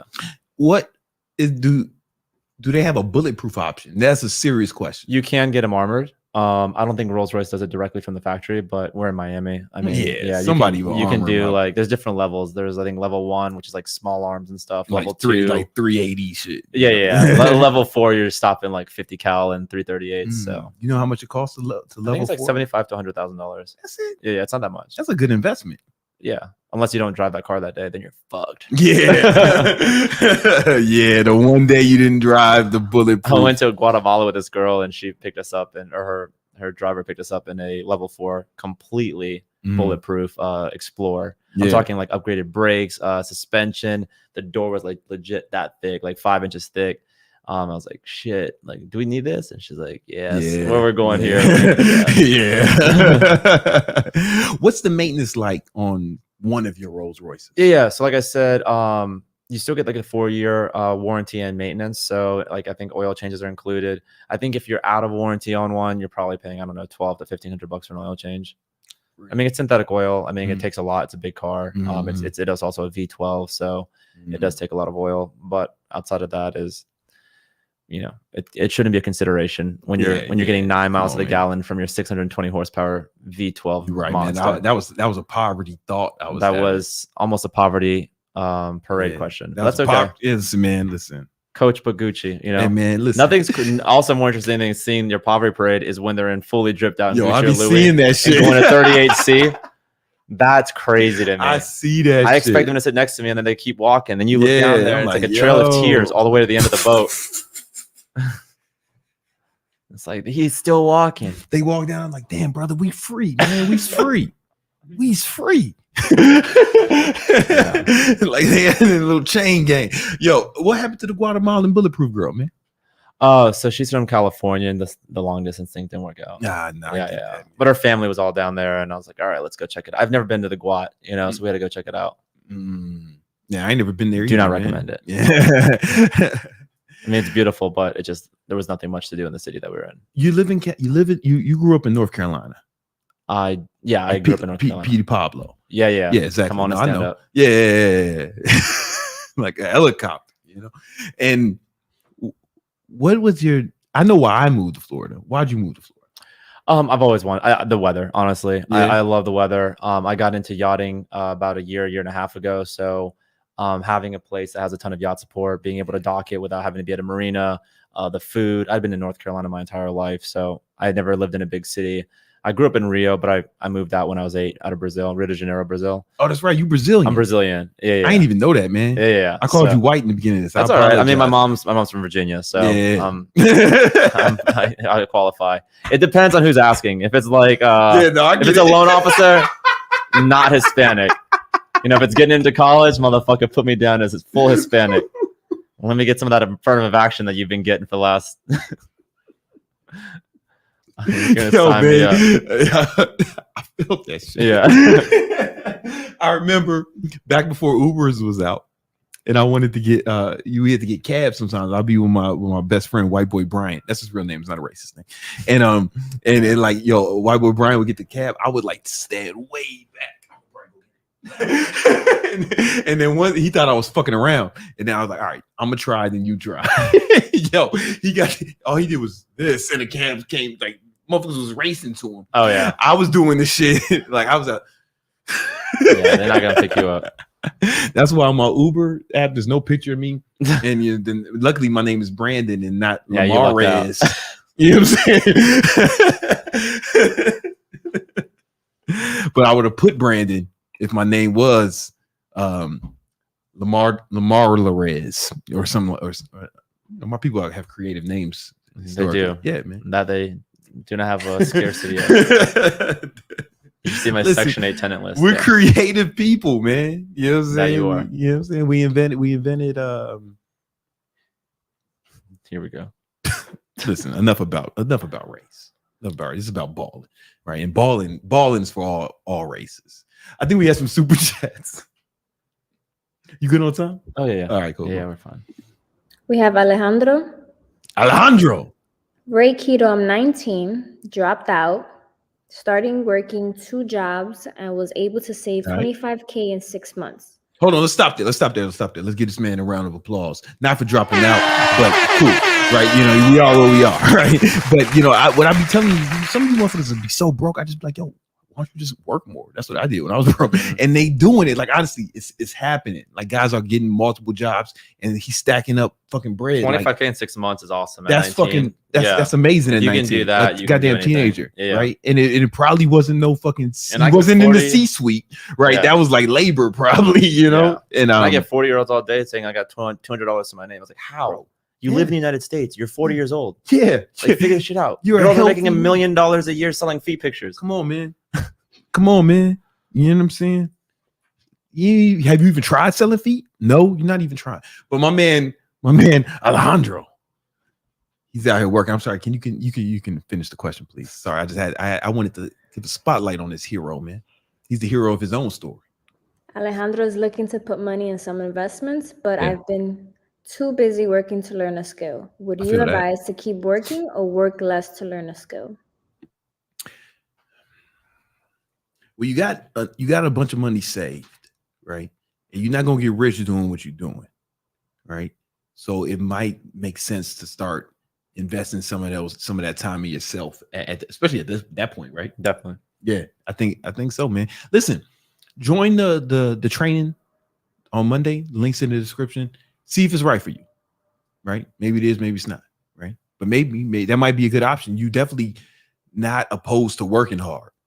And that's one thing I just noticed, man. Like, if somebody's really willing to work hard, man, it's not.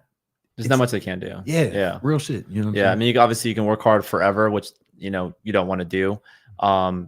At something that's only gonna have limited income potential. Yeah. But if you're able to grind at 19 to save 25K, and then you reinvest that 25K into buying 3 or 4 properties, and now you're picking up $2,000 or $3,000 a month, passively through the federal government. I mean, that's a huge start. And I mean, the whole thing of not having time, dude, you have 2 or 3 hours that you can find on the weekends or at night when you're not watching football or anything like that. At some point, you just have to eat shit. You have to cut back on the pleasure and all the, BS fun time and just grind until you get to the point where you can, let off the gas a little bit. But everybody does it backwards. The entire population tries to have all their fun in their early 20s and teens.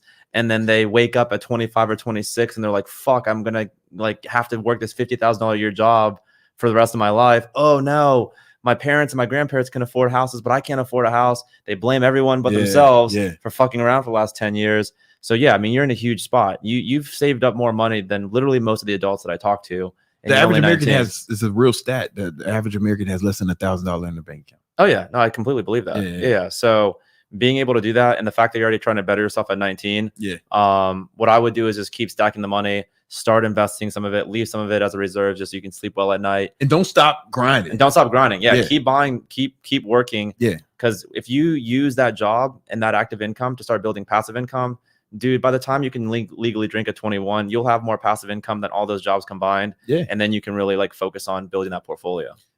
That's real shit, man. What you said about people doing it backwards, it's like, I just see such a big emphasis on recreation for young people. And it's like, I'm not saying you can't have fun, right? But that shouldn't be your main objective. Your main objective should be setting yourself up, otherwise you're going to be fucking. And I mean, you can do both, but what I'm seeing is I went to college, right? I had fun, got drunk, did the whole party thing. It was a great time. I would not change going to 4 years of undergrad at Wilmington at the beach for anything. Yeah. But during the week when I wasn't studying at night, I was learning, I was figuring out real estate. By the time I graduated, I started wholesaling.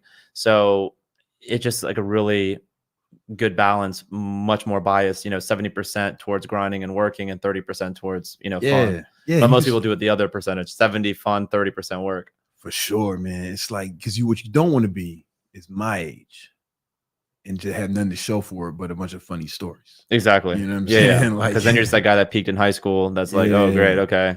But I had like millions in my 30s. You know what I'm saying? And shit was dope. Yeah. You know what I'm saying? The 30s is dope. You know what I mean? Like, and the time I spent working hard, I don't look back at that like, damn, I missed my youth. I really don't. I look back at it like, yo, I fucking worked hard, man. Like, you don't have to waste your youth. That's why people are like, oh yeah, well, I'd rather just like, you only get one life, YOLO, because that YOLO culture will fuck you up. Weird. Because you'll YOLO your way into poverty and you're just fucked.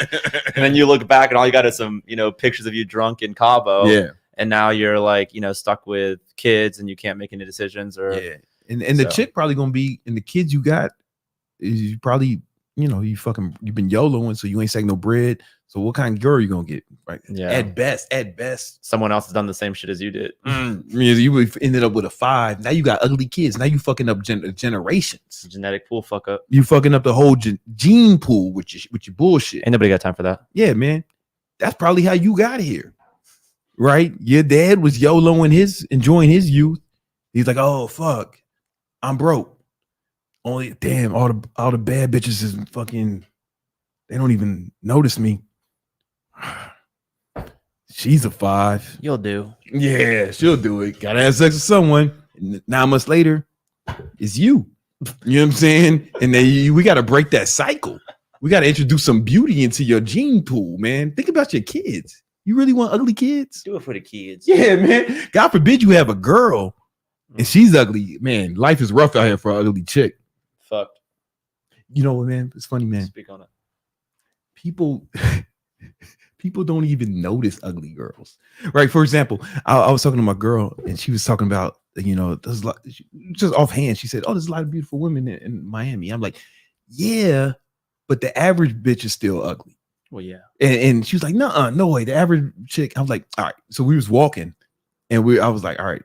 Just start look at all the chicks. Just look at all the chicks. And she was like, oh yeah, she's average. Well, she didn't agree with me. Because she's a nice person. So she wouldn't say that shit. But she didn't not say it. Mm-hmm. Right. So I can read between the lines. Right. And I'm like, yo, almost every bitch on the street is like average or below average. We just don't even notice them. You see these regular bitches every day. You don't even notice them. And that's going to be your daughter if you don't step your game up. Damn. It's going to be your daughter if you don't step your game up. Truth bomb. Yeah. What kind of man she going to be? Not the ballers. Not fucking Tom Cruz, man. He got bitches lining up to get on his yacht on a random motherfucking Thursday and shit. Applying. He gets his pick, man. You think your ugly ass daughter gonna make it on the yacht? God no. That bitch better fucking get a fucking doctorate degree in something. Doctorate. But you can't even pay for that. You know what I'm saying? Not my man Alejandro, right? He's grinding. He's gonna be all right. He's gonna have some beautiful kids, man. When the time is right. Do we have any more questions? You listen, Tom. I didn't think you could drink too much Celsius. You've proven that you can. Yeah, I think you can. All right. So tell us more about what's happening on Monday. So what exactly they're going to learn? At Monday at 8 p.m., Brandon and I are going to put on Eastern time. Brandon and I are putting on a training where I'm going to show Brandon step by step on how to buy Section 8 rental properties. We're going to use the software. I'm going to show him how, what cities that I'm buying in. I'm going to show them how to choose the best properties that are going to work for Section 8. I'm going to show about how to get financing, how to do these $2,500 down payment on these properties with no credit or bad credit. Because really all you need is $2,500 as a down payment on these units, right? Once you qualify or once you get the property purchased, then you set up for Section 8. I'd show you how to screen tenants, basically from A to Z, how to get started. That's what's up. Even if you have just like limited funds, right? Because most people are working with like, I don't know, $2,000 to $10,000. That's kind of the price range or the income range that I see a lot of people like in. That have that. Let's say somebody they watch the training and they feel like, okay, this is right for me, and they decide they want to join, right? Because it's not going to be right for everyone. Some people are fucking lazy and shit, right? So but they say, okay, this is right for me. I want to march on this path. How long does it take? How long do you think it will take them to see results? Yeah. So I mean, if you sign up, go through the course, about 15 hours long, so a couple of days to get that knocked out, we can put a property under contract within 5 days, 4 or 5 days. That involves finding the property, negotiating with the real estate agent or the homeowner, and then putting it under contract. That simply means you gave them like a $500 deposit, you sign the contract, and now you got to do due diligence. You got to do an inspection on the property to make sure it's good. And then of course you just have to wait for the title company to, go ahead and close on the property. And then from that point, that's generally 2 to 3 weeks, that whole process. And then once you get the property under your name and it's ready to go, you can figure a week to find the tenant and then to place a tenant. And then also to get an inspection. It's probably 10 days to 2 weeks there. So to answer your question, from course completion to your first Section 8 paycheck, you can figure 5 to 6 weeks. 5 to 6 weeks. Yeah, for your first property. That's and if you have, 20 grand like Alejandro, you can put 2 or 3 properties under contract at the same time and then close on them at the same day. So you can really do a 3-for-1 or 4-for-1 or however much I would recommend not going past 5 units to begin with. Yeah. Because you really need to get your property management set up. You need to make sure your team's in place. And guys, keep in mind, property managers simply work off of the rent. So if the rent is $1,400 per month, you're only paying them 10% of that. So you're only paying $140. You're not paying someone a full-time salary of 60 grand a year. So you do not need to have a lot of money to make money. And that's where most people fail. They won't even start because they think you need to have 100 grand in the bank before you can start buying real estate. That's one thing that kept me away from real estate, right? Was I'm thinking I have to have 20% down, right? Right. So I'm thinking just before I met you, right? So all right, I buy a place. Again, I was looking at condos in Miami or fucking houses, right, to rent out. And I was like, man, that 20%, I know how to run ads, right? And I was just thinking about the opportunity cost, but hearing this strategy, your strategy is oh, wait a minute, that money can be more profitable. Oh yeah, you can extend that money a lot further. And you're right. I mean, typically commercial loans for investment properties are 20 to 25% down. Yeah. That's not, that's what I was thinking. Right? Yeah, and that's what everyone thinks. But no one ever looks at creative ways of buying property. And that's why if I was putting 20% down on every property, man, I was buying properties for 80 grand. 20% down to 16,000. I did not have $1 million to start. I did not have rich parents. I have no one even in my family was in real estate. It was just one by one, figuring this shit out, trial and error every single step of the way. So the only way I could do it was, okay, I did a wholesale deal. I made 3 grand. All right, let me go find, on Craigslist or somebody, a property that was willing to be sold for maybe $3,000 or $4,000 down. Dude, I would put properties under contract that I didn't have the money for the down payment, and I would wait the full 30 days when you close to grind for the money. So that would be kind of like my, motivating factors, because when the attorney calls you on the 30th day to close on the property and you show up and you don't have the money for the wire, that's embarrassing. And you're going to lose your $500 deposit, So, and you just wasted everybody's time. So I made sure that to never happen. But I have taken cash advances from the ATM for down payments. Oh yeah, dude. Before you knew what was up. Oh yeah, before I knew what was up. If I needed to put, on the seller finance deal, it was 5 or 7 grand, and I had 3 grand on the first of the month, but we're closing on the 30th. Man, I would hit that ATM with my Amex, pay that 20%, 15% advance fee, get the cash, go to the closing, and then I would just obviously pay it back. You got to pay it back. Yeah, but that's what appealed. One of the things that was appealing about your strategy is oh, I don't have to have this big balloon down payments. Yeah, because I was just thinking opportunity cost. I can do so much other shit with that money. You know what I'm saying? I know ways to flip money, on the internet legally, obviously. I mean, I know all ways, but I would only do a legal one now. And what are some other misconceptions? Because I had misconceptions. What are some other misconceptions? The ones that I hear all or Section 8? Yeah, the ones that I hear all the time are that the tenants are trash and that they're going to destroy your property. Guys, it doesn't matter if it's a Section 8 tenant or a regular tenant. If you don't screen those people, they're going to cause problems, because you don't know if you're putting convicted drug trafficker in your property and they're going to be selling drugs out of your property. You don't want to deal with that. You don't want to put a sex offender in your property that you're now going to have issues with the neighbors. You don't want to put somebody that is accused of domestic violence and there's always going to be cops called there, right? So as long as you screen the tenants, as long as you check their eviction history, as long as you check their credit history, as long as you check all these different factors that we go over in the course, the risk mitigation is so high. You have very little risk when I have my property managers go to their current residence to see how they're living. Wow. That's the level that we screen our tenants. Yeah. So if we go there and they have 3 dogs and the carpets, smells awful, and they have 2 cars that are junk cars in the front yard. Yeah. Hey, sorry. You can have an 800. Yeah. They're wearing black Air Force Ones. Yeah. Then it's whoa. Red flag. So, I mean, these are all things to look for is tenant quality. Everyone thinks that just because the income is guaranteed with Section 8, that the tenant quality is guaranteed. And that's not further from the truth. That's why Section 8 has such a bad rap, because so many people don't even bother screening the tenants because they know that the income is guaranteed. And that causes a lot of headaches. And those are the only people you hear about. Those are the only people you hear about. Right. You don't hear about you see all these TikTok horror stories yeah. with like all this, you know, trashed properties. That might happen to me out of 709 properties. That might happen to me 4 times a year. Wow. It's very rare. And the only times that happens is 2 reasons. One, I buy a house, it has shitty tenants in it, and I have to honor the lease. And then we evict them, they get pissed, they might, you know, kick a wall in, or 2,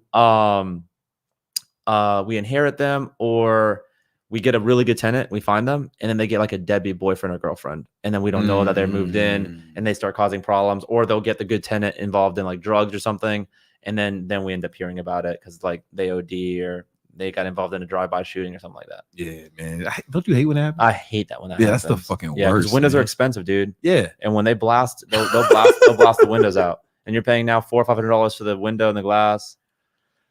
It's a nightmare. It's a nightmare. Well, how reliable are property managers? Because you spoke a lot about them. Yeah. So being able to, especially if you're buying, like if you live in an expensive area like Miami and you're buying in the Midwest, like we're going to be doing, you have to have property managers remotely that are going to take care of the property, show the property, you know, maintain it. We use referrals. So we use like real estate agents that we work with up there. I have a whole community of hundreds of other Section 8 investors that I've kind of built in Discord over the last, you know, year that I've been doing the course. So we know the best property managers in the counties that we're buying properties in. So generally they're going to be super reliable because they don't want to burn that bridge. Like if you screw over one of my students, that student's going to tell me, and we're going to pull you from our network, you know? And then you're the cash cow. Yeah, I'm the cash cow. So if you recommend, because if you're buying in XYZ county and you're the only property manager there, and it's a hot Section 8 market, dude, I mean, I've sent people like 300 or 400, you know, units to one person. Wow. Yeah. So 300 or 400. 10 students, 30, 40 properties each. Yeah. Easily. I mean, I could easily change property management futures. Yeah. What are the best states for this? Obviously not New York, but maybe like upstate New York. I don't know. New York, no, in general. Main reason being you have high property taxes. You also have really shitty landlord laws. You want to buy in states that have better landlord laws, because it allows you to evict the tenant. If you do have a shitty tenant, or if you inherit one, you know, if you buy a really good property that you can't pass up, but the tenant still has 3 months left there, and you want to get rid of them, you have to be buying in a state where you don't need an attorney to kick them out, because attorneys are expensive. They take forever. I mean, you hear these horror stories in California, New York all the time, where people are like 6 months or a year or years to get evicted shitty tenant because they have all the rights in the world. In North Carolina, where I started buying, dude, it costs $120 in 3 weeks, and the tenant's on the road, on the street. The sheriff will literally come to their house, knock on the door. If they don't answer, they'll hit a battering ram right through the front door. You replace the locks, replace the hinges, and you're done. You know, $200 in hardware, and you're Gucci. That's what's up. So what about? I saw it on your map. Maybe you can bring up the map. Yeah, because this is his software that we're going to talk about it more on Monday. But so there's all parts of the Midwest that work. There's certain parts. Illinois of Texas. Is good, huh? Yeah, I mean Cook County and certain parts of Chicago, South Side of Chicago, Cook County and Chicago works well. I'm from that's home. Yeah, I should go buy back the block. Well, I told you can buy back. I can buy back. There's a lot of crime in Chicago, though. It just depends on where you are. But if you already know the area, you have a huge advantage. I know exactly where to avoid. Yeah, my home, where I'm from. Yeah. So and then of course, if somebody tells me from South Side Chicago, I already know a lot about them, man. Yeah. So I mean, there's properties all over the country, and we'll get more into that in the training as well, showing people kind of where the best places are to do it. That's what's up, man. That's what's up. But it is coming. Yeah, the Chicago. I mean, my neighborhood is coming up. You know what I'm saying? Like Obama's building a fucking. They be on his library over there. Oh, nice. And you know, the University of Chicago, the hospital I was born in, right? You know, they've built up the police presence so the students stop getting robbed as much. You know what I'm saying? I don't know why that hospital hasn't put a statue of me up there yet. I'm definitely the greatest thing to come out that motherfucker. You know what I'm saying? Anyway, there's some more super chats. We have Elbezi back. He goes, Tom Cruz, how long would it take for me to make $100K in Section 8 property? How much property would I have to own? Is it 100K year, 100K month? Yeah. So how long would it take you for you to make 100,000? Yes. I mean, that's going to, if you're just talking about just straight cash in the bank, you can figure, depending on how much you put down, $500 to $600 per month in net income per property. So, and how long it takes, it completely depends on how much money you have to start. You know, if you have 50 grand, it's going to take you a lot less time to get to, you know, $100,000 in cash flow than if you started with $0, right? Because you're able to buy more properties faster. Yeah. That combined with the fact that it also depends on how creative you are. Because I mean, I have students that literally started with 10 grand, but then they went into my Discord and they partnered with other people, and then they were able to raise $500,000, and now they're 50-50 partners on 200 units. So it completely depends on how motivated you are, how creative you are, how much money you have to get started. There's a lot of different factors that determine how successful you're going to be. So for him to get like, let's say 100 grand a year, 100 grand a year is $8,000 per month. Yeah. $8,000 per month divided by 500. You need about 40 properties. 40 properties. Right. All right. And it just depends on. And 40 properties, like I said, if you figure $3,000 per property, you need 120 grand, you know, to be able to get there. All right, you're going to need 120 grand to be able to have down payments to buy 40 properties. And you can do that over time. You can do that over time. Yeah. I mean, I started my first year, I got 12 properties, right? And then I was able to scale a lot faster because I was able to use that track record from those 12 properties to come to someone like you that's like, hey, you have $1 million liquid. At the time, I didn't have $1 million liquid. Let's go buy some properties together, right? Yeah. So that's how I was able to buy 700 plus properties in less than 8 years. Yeah. That's what's up. That's what's up. Anything else or not? He has a follow-up question. TC, do you ever go see every property you own? No. When I got started in North Carolina, I did. I actually knew almost all the addresses, just because A, I bought them, and B, like I was involved with managing the property managers. So we had weekly meetings on all the addresses. But now that I'm buying in Miami and I'm buying in the mid, I've never even been to I haven't been to one of the states that I'm buying a lot of properties in right now. So really? I don't even think I've flown over it, honestly. Main reason being, guys, it's 2024. We have FaceTime. We have home inspectors. We have real estate agents. We have appraisers that are going to the property to tell you the value. There's no reason to go and physically touch a property, because like right now, if you're in Miami and you're buying in North Carolina, and or let's say you were living in Miami and you bought a Section 8 property here, and you put a tenant in there and the toilet clogged at 3 a.m. They called you. Are you going to go to the toilet? No. You're going to call a plumber. Or your property manager's going to call a plumber. So you don't have to be there anyways to get to manage the property. And that's a lot of people's like big hesitation is, hey, I live in New York City and I want to buy in North Carolina or South Carolina, but I don't live there. Who cares? Who gives a fuck? Yeah. You're going to have someone that's going to inspect the property. You're going to get a full report, 20 pages long, telling you everything that's wrong with it. You're going to have a real estate agent down there that can do a FaceTime and show you everything. And then you're going to have a property manager that's going to take care of all the leasing and all the day-to-day. So once people can kind of get past that mental hurdle in their head about like, oh, I can't go touch the property, like forget it. It doesn't matter. But to answer your question, no, I haven't seen probably 300 out of the 700 properties in my portfolio. You know what? I understand that, because even when you said, oh, Cook County, I'm like, yo, I was born in Cook County. I know what's up, you know? And but here, it was the first thing like, oh, that'd be good. But hearing you say, I don't even need to go, oh, so who gives a fuck if it's in my hometown or not? It doesn't matter. Yeah. I mean, you still don't want to, even though you wouldn't go there, you still don't want to buy in these really bad war zones, because tenants do not want to live there. You have high turnover. Tenants want to move out. Like I'm at a point now where we just signed a lease for 10 years with the tenant. We signed a 10-year lease on the house, and we just have annual built-in rent increases. And I mean, we're experimenting with longer, because there's no limit to how long they'll pay Section 8. Section 8 will continue to pay these people for like years. I've worked with other investors that are like way older than me, and they're like, dude, I've had tenants on the program for 20 years with me. They paid for the house over 4 times, you know? So that's a huge advantage on Section 8, because if you rent to a regular ass person, they're going to leave for their jobs. They're going to leave because their kids graduating. They're going to leave for, you know, family. On Section 8, majority of the people, they stay there. They build like family units in that area. Everyone they know is on that block for the most part. And the probability of them leaving is so low. Yeah, that makes a lot of sense. Yeah. And if I went to Chicago, man, like the fucking tenant might, high likelihood the tenant to get killed. Outside Chicago, man. Super high likelihood, man. Well, is there any other questions or no? Yes, we have Carrie.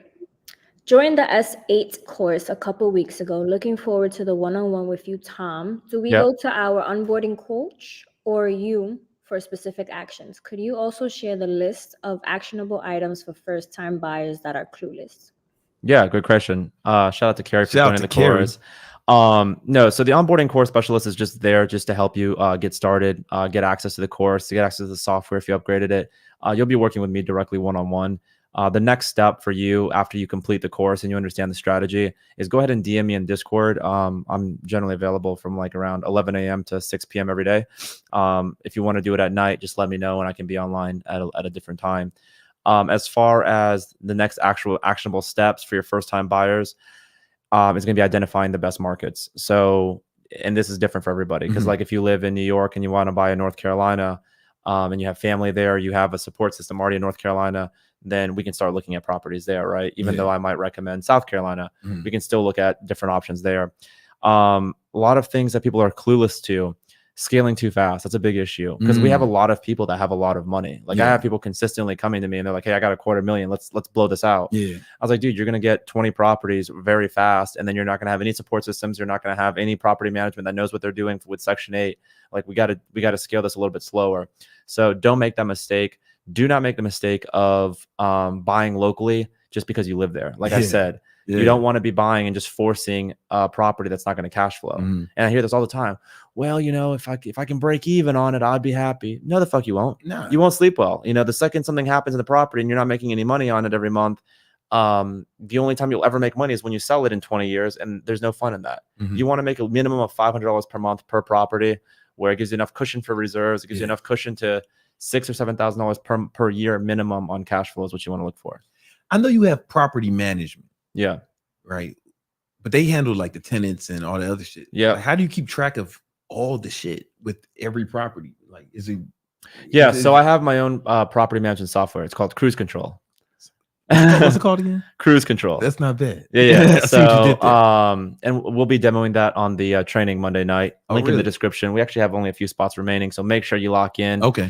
And then what we'll do is I'll walk you through it. So I have like properties, tenants, screening, leases, all in one place. Really? And then I have a round robin system. So like if I get a new tenant in North Carolina, then depending on the last property, because I have 4 property managers in North Carolina, a new one will get a new tenant every single time. Oh. So that's how I make sure it's evenly distributed. And you can figure about 90 tenants per property manager.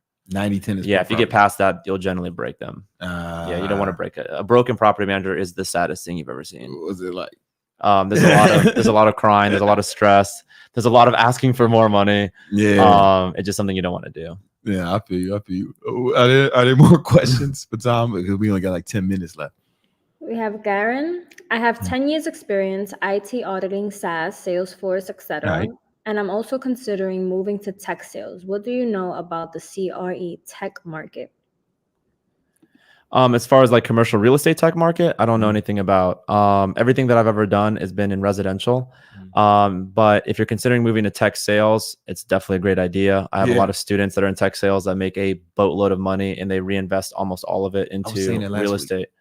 Yeah. So depending on what you're selling and if it's like enterprise versus just like standard SaaS, I think that could work out really well. And next Thursday, we're gonna have one of my boys on here, Dan Martel, and he's built and sold a ton of SaaS companies, right? So you'll be make sure he would be able to answer that kind of question a lot better. You know what I'm saying? There you go. And then we have Gabriel Gonzalez. Hi, Brandon and Tom. Please help. How do you go about mentoring someone who is lazy and unmotivated? I appreciate you guys. Thanks. Tom, what would you say? I know what I was saying. How do you go about mentoring someone who is lazy and unmotivated? Generally, I just wouldn't. Yeah. On the first meeting, it's pretty evident. Like if I give them an assignment, like, hey, this is the city that we're focusing on. Here's the buy box criteria that we're buying. Let's meet again next Friday. Have 5 properties identified so we can make offers and get it closed. And we meet, and you don't have anything done. I'm not going to cut you, but I'll just put you at the very end of the priority list of all the other students that are actually motivated and care about it, because no one is going to help you but yourself, right? I mean, we can guide you and show you exactly what to do, but if you don't want to do it yourself, there's no helping you. So you need to find that motivation. You need to figure out your why. It just means your situation is probably not shitty enough for you to be motivated to get out of it, or it is, and you just don't care, in which case then there's literally nothing we can do for you. Yeah, you know what? It sounds like Gabriel Gonzalez has it's somebody. He's like coaching somebody, right? And he's having, you know, they're being lazy and unmotivated, and he's like, man, how do I turn the person around? You cannot save that hoe. You cannot save that motherfucker. And I've tried it before, only like with family members, and that shit is a lost cause. Mm-hmm. You can't help someone who's unmotivated, but you can't stop someone who's motivated. That part. You know what I'm saying? Like, so you want the people who are, you want, what you really want is to only work with people who are like super eager, almost like they pushing you. You know what I'm saying? To motivate, like they're beating down your door, because anything else is just a waste of time. It's an act in futility, and you're just going to be frustrated, and they're going to be frustrated too. You know, I had this saying, I either made it up or I stole it. I don't remember, but I think I made it up. It's like, you can't make a cat bark. I might have stole it. You can't make a cat bark, man. So like, first, I used to have a cat, man, back in New York, named Meow Mix Poppy. And it's a long story, man, but Meow Mix Poppy, that was it. And I could have forced that motherfucker to wear a leash and go outside and walk around the block with me like a dog. But that's not who he is, man. And I could have forced him to do it, but that would have been a painful experience for both me and Meow Mix Poppy. Real name is George Carter, but Meow Mix Poppy was a street name, yeah. And that's what they called him in the streets. It would have been a bad experience for both of us. I could have made him do it, but we both would have resented each other. That's what you're going through, right? You need to understand what you got. You know what I'm saying? You got to understand what you got. If you got a cat, that motherfucker gonna shit in the box. That motherfucker gonna shit in the box and throw up seemingly for no reason every few days. You know what I'm saying? That's what he do. If you want to put a motherfucker on a leash and play frisbee, which you mean, you should have got a dog. I say all that to say. I say all that to say, listen, you can't make this motherfucker something it's not, or something that it doesn't even want to be. Mm. Yeah. Tom, I want to end this on a high note. There we go. Your $5 million yacht. Yep. Cersei is her name. Cersei? Yeah. I like it. From Game of Thrones. I ain't never seen that shit, but yeah, it sounds dope. Very white. Yeah. Yo, word. I wasn't gonna say it. Yeah, you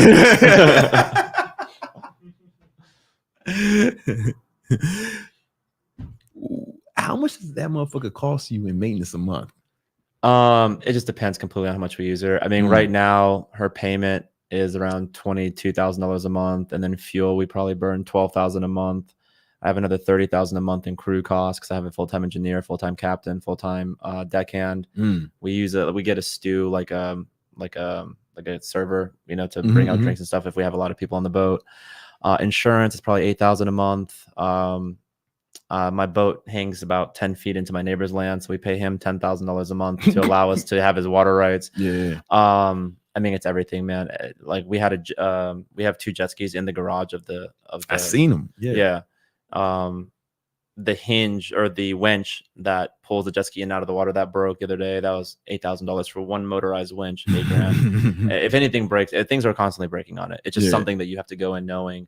But I would say anywhere from $10,000 to $15,000 a month in miscellaneous shit. We pay $1,000 a month for divers to go under the boat and scrape barnacles off the bottom. We pay, I think, $2,500 a month for detailers to wax the boat, get all the salt off of it. You know, weekly washing. It's never ending. It's never ending. I would say anywhere from $80,000 to $90,000 per month is a pretty safe bet. $80,000 to $90,000 per month is what I spend on it. Yeah. Wow. But once you go out there and you're in Bimini and you're snorkeling and the jet skis are going and everyone's having fun, it's just like, fuck it. And when you got 40 bitches on the boat, man, for no reason, you know what I'm saying? It's the memories. It's the memories, man. It's the smiles per gallon. Yes. Does it burn 300 gallons per hour in fuel? Yes. Yeah, man. You got to put smiles on some young ladies' faces. There you go. You know what I'm saying? Because they're not going to get that experience anywhere else. Where else are they going to do it? No. Somebody's got to do it. Heavy is the head that not on a welfare charter. Come on, man. Motherfuckers out here renting boats. 60 footers. It's giving low income. Listen. Couldn't know. 60 feet? What you gonna do with 60 feet? Fuck out of here. Come on, man. Shit, man. Motherfuckers need to get him some Section 8 real estate. Sure do. So he can fucking step his game up. Mm-hmm. You know what I'm saying?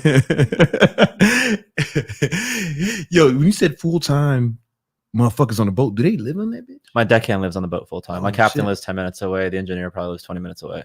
But they're there every day. I mean, there's always something to be done on a boat. Yeah. Yeah. Between either managing maintenance or, schedule. Like we're going to Bimini this weekend. Yeah. So they're out there, literally charting the course and figuring out where we're going to be going, which direction, weather. Where the fuck is Bimini? It's in the Bahamas. Like, Oh, okay. we can make it there. In my boat, we can make it there because she goes 45 knots. She's fast as shit. Mm-hmm. We can make it there in an hour and a half. Shit, man. Last time I flew private to the Bahamas last time I was there. Mm-hmm. I feel like a broke boy now. Yeah. I mean, Yeah. going. Yeah. He said, Going by yacht is decidedly much more entertaining. how come you didn't, like, I got the ocean right here. How come you didn't, like, drive a boat here, yacht here? To your apartment? Yeah, man. You had to park it. You don't have the fucking parking rights. Because it was much more efficient. And Yeah, we it's were- much more sense to take we were one of last your Rolls minute. Royces. Yeah. Yeah, no, I get it. I'm just asking, man. I never had a yacht, so I didn't even don't- let you choose the Rolls Royce. Next time I'll let you choose the Rolls Royce to come here. Thank you. Yo, it's super rare where okay, I want you to understand what this motherfucker's doing. You're talking to a motherfucker who's got on a Richard Mille, like every time you see me, I got it like $250,000 worth of jewelry on, fucking dope ass Sky Palace private elevator, and I'm over here getting humbled. Just think about that, man. Think about the level this motherfucker's playing on. That's why he's my real estate mentor, man. There's levels to this You know what shit. I'm saying? There's levels to this shit. Can't fuck my hoe because there's levels to this bitch. Once infamously said by the great Meek Mill.